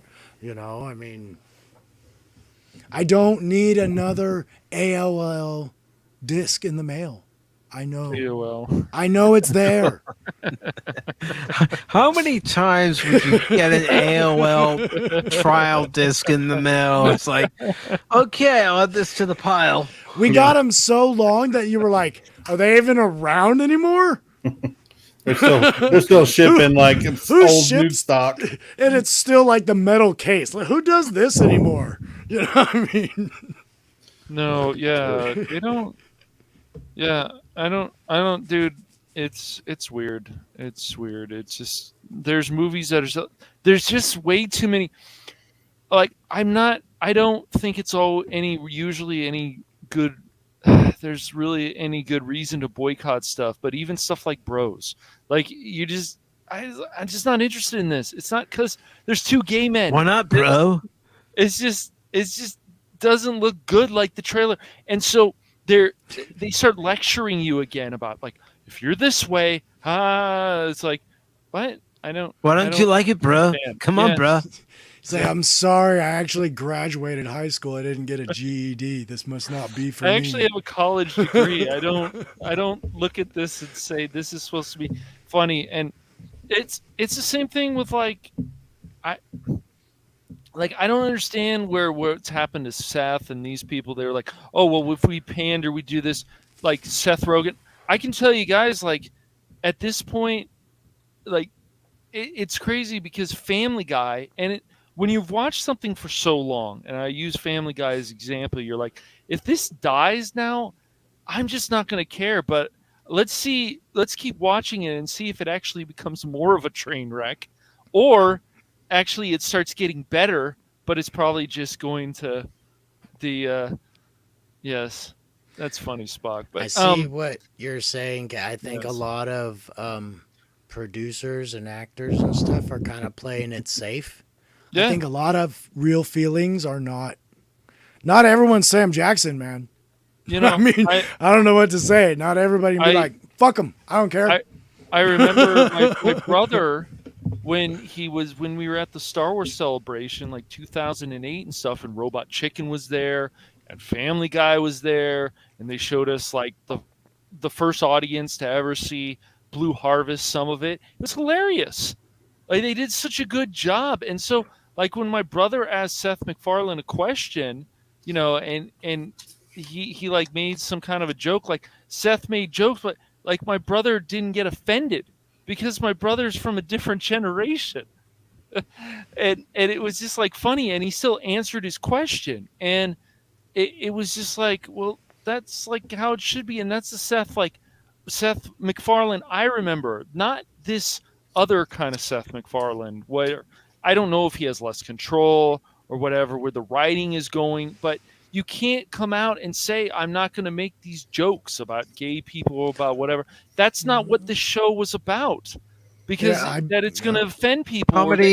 Comedy itself is pointing out the flaws in people. Yes. And we all remember the incident with Isaac Hayes. Yes. You see exactly what happens. Isaac Hayes got really upset about that whole Scientology thing. Yeah, can't act and one it's way. like, dude. Yeah. It was a very the only thing he looked at that point, to me, I never had any bad opinions about him at all. And then it was like, wow, where did this bias come from? Like, out of nowhere. Dude. Out of nowhere. It's like, and well, hey, I watched South Park. Right. Nobody got away with it. Right. And it's like, is this your politics? Well, we want to make a joke about this. Okay, but are you going to put time and effort into it? That's what is it going to make me laugh? Or are you just doing cheap jokes because you're jealous of people? And that's what unfortunately has happened with Family Guy.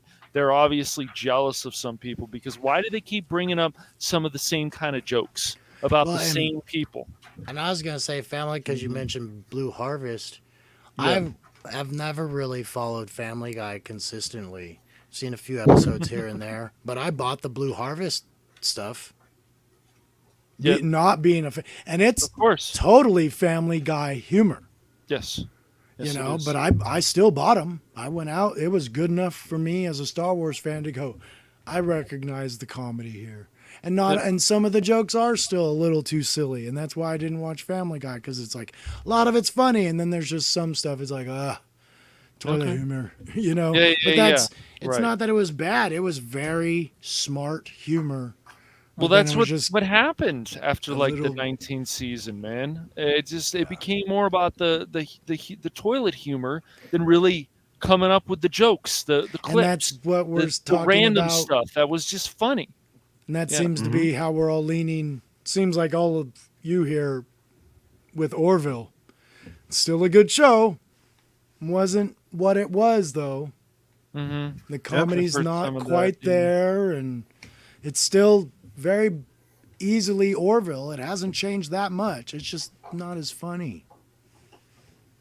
And that's why I think season 2 had a nice balance of serious drama and the comedy. And season 3, they were more focused on serious drama. I even noticed, I've heard you guys, I think you've all mentioned one time or another that the comedy did take a step back. And for me, I really noticed it. They kind of mention it right in your face, because there's the I can't remember all their names, but the helmsman, the red-haired helmsman. Yeah, Gordon, because we know that he gets his leg taken off in a practical joke.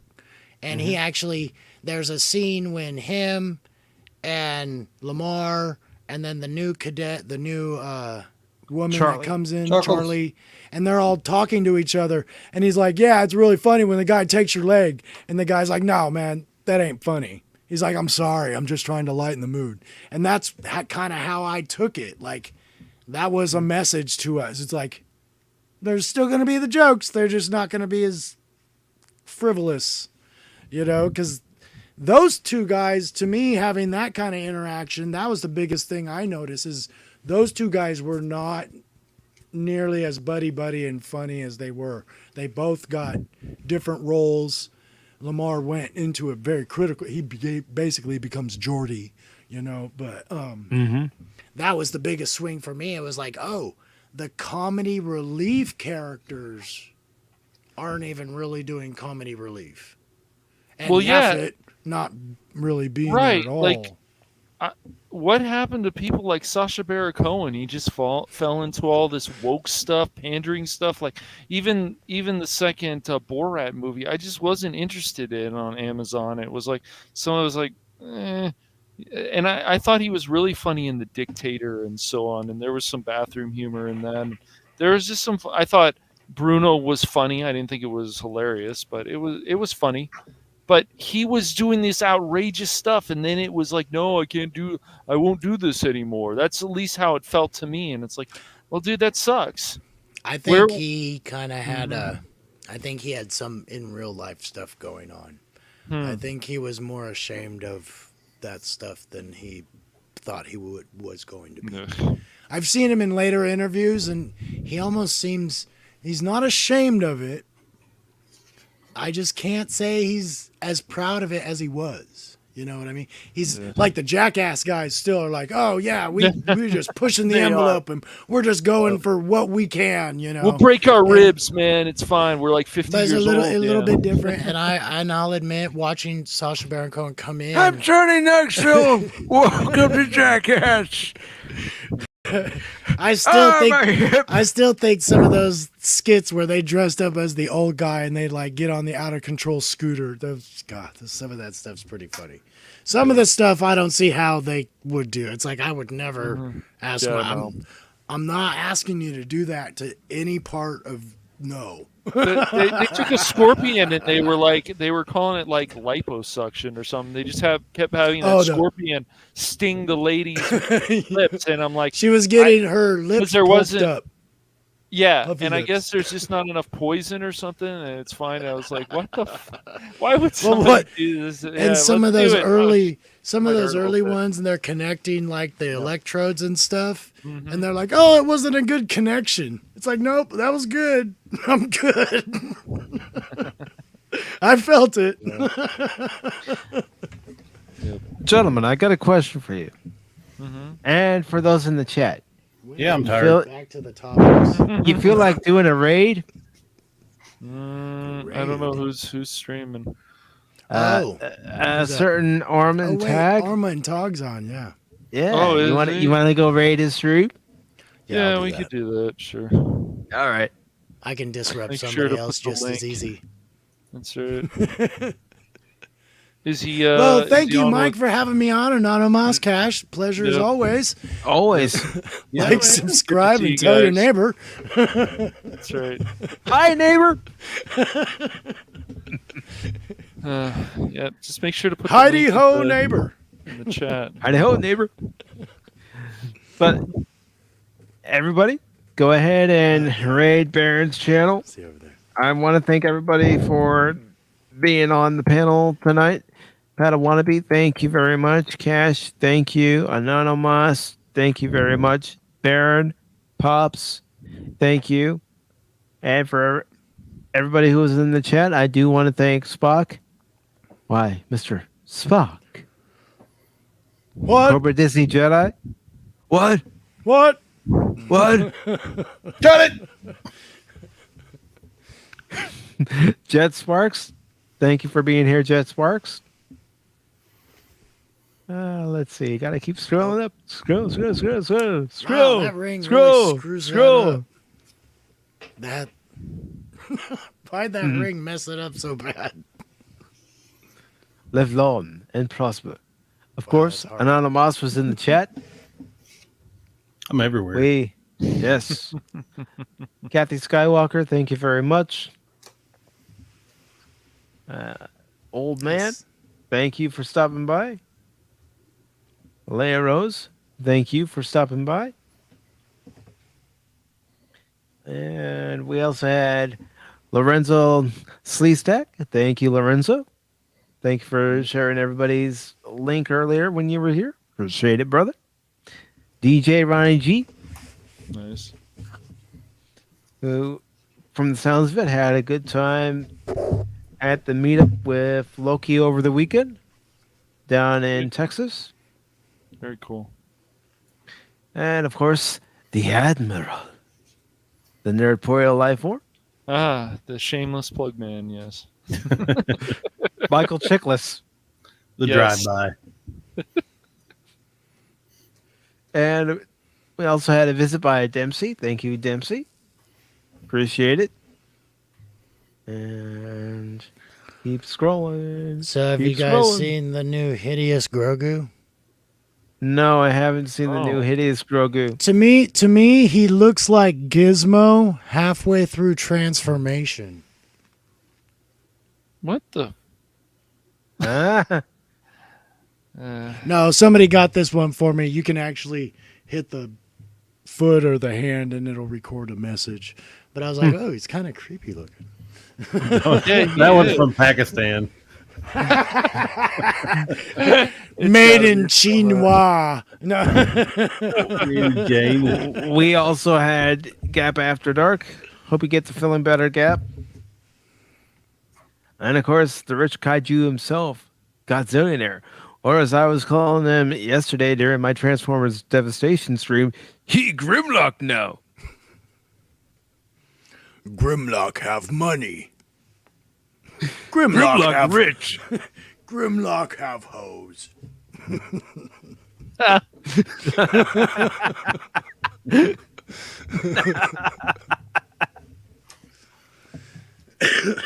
Well, Sorry. it's okay. We've been having fun tonight. That's the whole point of this stream. Is to have fun. And of course, we had superfan Adam Shawhan. Thank you for stopping by, Adam.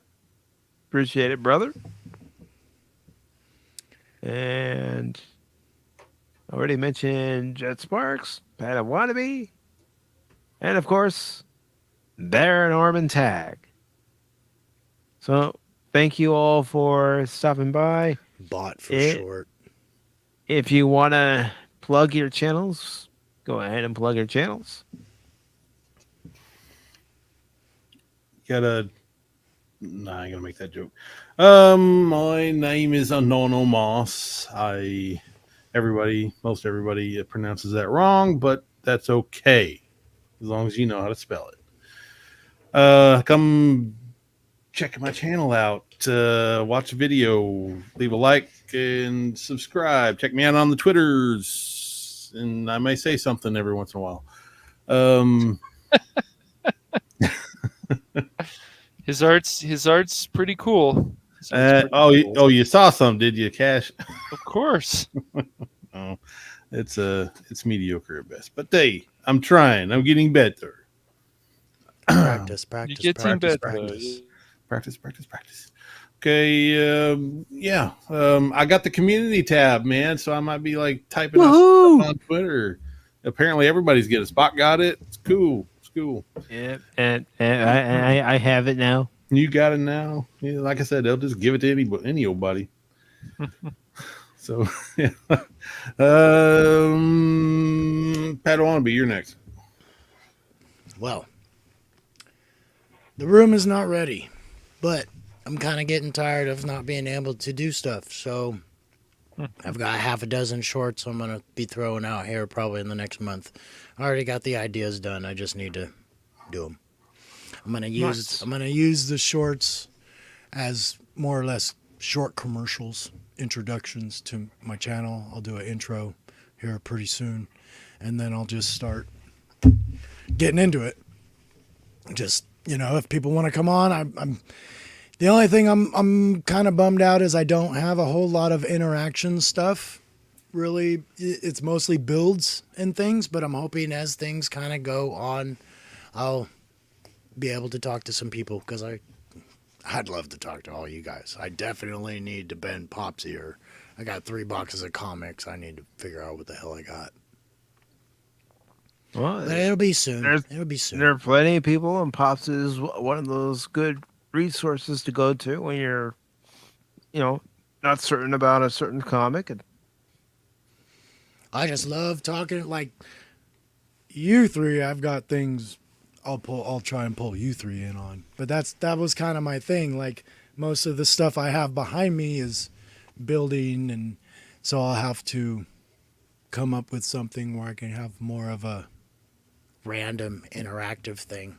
Because most everything I will be streams, and I will interact there. But like this, I love Pop Talk because we get to talk about several things, and you always say we're not late. You're the only one that has to be here. But man, this is one of the few things I look forward to.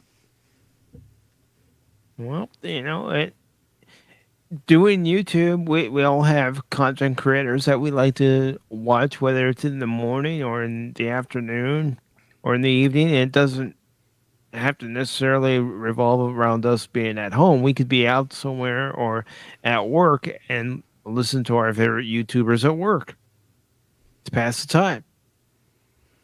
Oh, and Spox, I see you there, buddy. I got a couple of you guys. I got Most of my stuff is Star Wars, but I do have it's not Lego, it's Mega Blocks, but I got a USS Enterprise from the Next Generation I need to build. So I'd love to have you guys in conversing on that one. Oh, I'd love to watch that build. I've got lots of stuff, so yeah, I'd be more than happy to include any and everybody that would like to be in stuff, or just talk and hang out and do what you guys do what we all do. I want it to be very talk friendly, very kind of, we're all sitting in a room and this is what we're doing. Mm-hmm. I have hobbies I need to get out. Last few years I've felt very pent up. I'm not doing enough to keep my sanity. I feel like Cash's picture right there.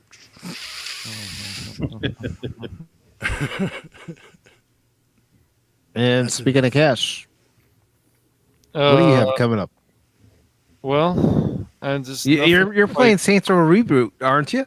Yeah, you love that game. You love the trailer for that game. Oh yes, I want to play that, and then I want to bang my head on something. No. Well, there's a song you can listen to while you do that. I never knew you were a headbanger. I didn't know you were a metal freak. Quiet. He doesn't like metal. He listens to Limp Bizkit. Like metal. Limp Bizkit. I haven't listened to them in Cash years. is more of a classical music kind of guy. I like classical music, just haven't listened to it. I like certain genres, yes. I don't really like a lot of mainstream music nowadays. It's just fucking noise. It's annoying. It doesn't have really soul or passion really in it. It's ridiculous. I see Cash more of a Grateful Dead guy. Nah. Grateful Dead. Alanis Morissette. No, I listen. I like Alanis, man. I told you. I called it. I like some of her songs, dude. I grew up with some of that. But no, I listen to a lot of '80s music, so I just can't get over how great '80s music, all the one-hit wonders, and you can't get past the great decade. Rick Astley, yeah. Yeah, Rick Astley. Never gonna give you up. Never gonna let you trolling down. people with that song all day long. I'm gonna run around and hurt you. Oh man! But no, as long as things are set in concrete this week, because I've been busy with other stuff. I'm gonna definitely start. As long as it's concrete, I'm awake. I've got to have a lot of energy, and then I'm going to start in on Saints Row 2. Because I've never. If you need a lot of energy, why don't you just drink a Red Bull? Yeah, I could. I never played Saints Row 2. I only played the third one, but I really like. I was in Grand Theft Auto 4 and 5, and then I played Saints Row 3, and it was a good breath of fresh air from those other ones. Yeah, I was worried because people had said that they've had problems with running it. Yeah. So I was like, on PC, and I was like, well, but it runs for me. So I'm like, well, maybe they need to update some of their drivers. I want to say that was a problem when the first one came out, but I'm not entirely sure. Yeah. But I think it would be fun. Yes, please stream that. Mm-hmm. So that's going to be definitely a long stream. So, yep. Nice. Very nice. And as far as this channel is concerned, well, I will be giving my live spoiler review for episode 4 of Chucky tomorrow night. And then possibly Friday, I will continue my Transformers Devastation stream. Or as I'm calling it, Gameplay Redux. Did you get past was it Megatron that you were fighting? Megatron. Yes, I got You did? past Okay. Megatron I because I was watching you take on that. the other night I just kept screwing up. It's like, really? Come on. Well, you were doing good, and then you were having a hard time with the camera, and I was like, "Oh no, is this going to be another Hell House?" Yeah. Don't remind me of the Hell House. Oh gosh, I couldn't believe that. That's not even part of the game, right? That's like an extra sub level or something.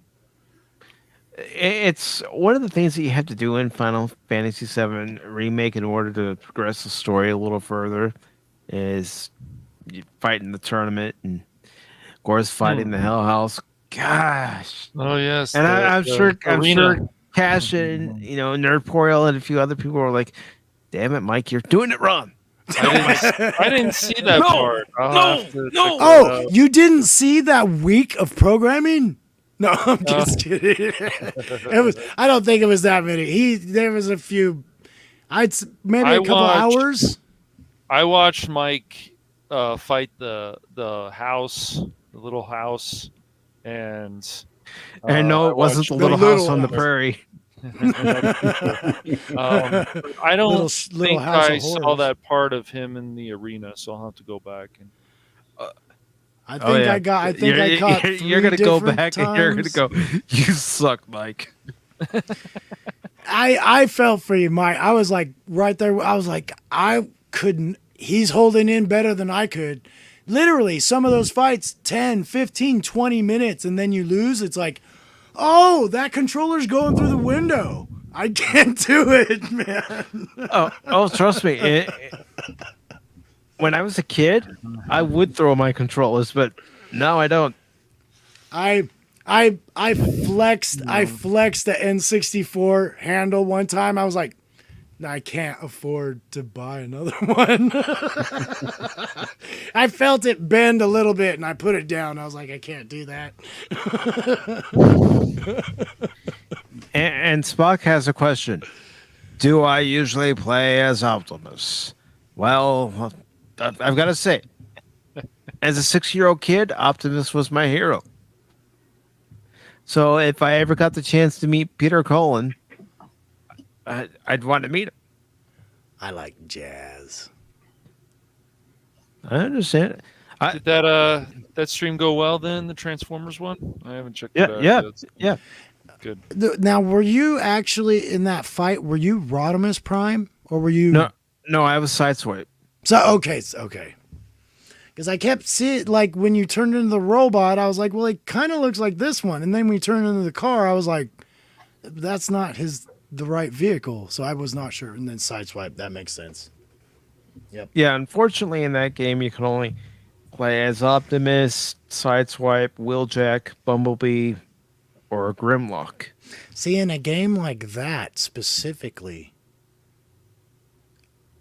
a new skin, a new transformation, a couple new lines of code plays the game completely different. You know, like be another Autobot. What? I wish they had Ironhide in the game. Ironhide was one of my favorite characters as a kid. Oh, come on, Prime. Let's destroy those Decepticons creeps. Oh, damn it, Prime. Yeah, I think Ironhide was like Jazz's cousin. Maybe not by blood, maybe by marriage, but those I'm sorry. See, I do it all the time. No. And the reason why I, switched the avatars because Juicy Fat Gamer, also known as Fat Steven Seagal, Justice Steven Seagal, spent time making the banner. So I thought, you know what? I'm going to change my avatar and change it to Optimus. No, I think he gets a little bit of flack. I know he teases with his avatars and his names. I think it's pretty funny what he's doing over there. But he has fun. Change the avatars. Love it. You're Pop Talk, man. Just whatever's popular, whatever's going, whatever's hip. Whatever's hip, whatever's cool. Whatever's groovy. Yeah, man. Well, we should probably go over to Baron's. I was going to say, did we get through everybody? Can we go bomb him now? I think we did. Let's go ahead and raid Baron. Come on, everybody. All of us over to Baron's channel. Say bye-bye now. Bye-bye. Bye-bye.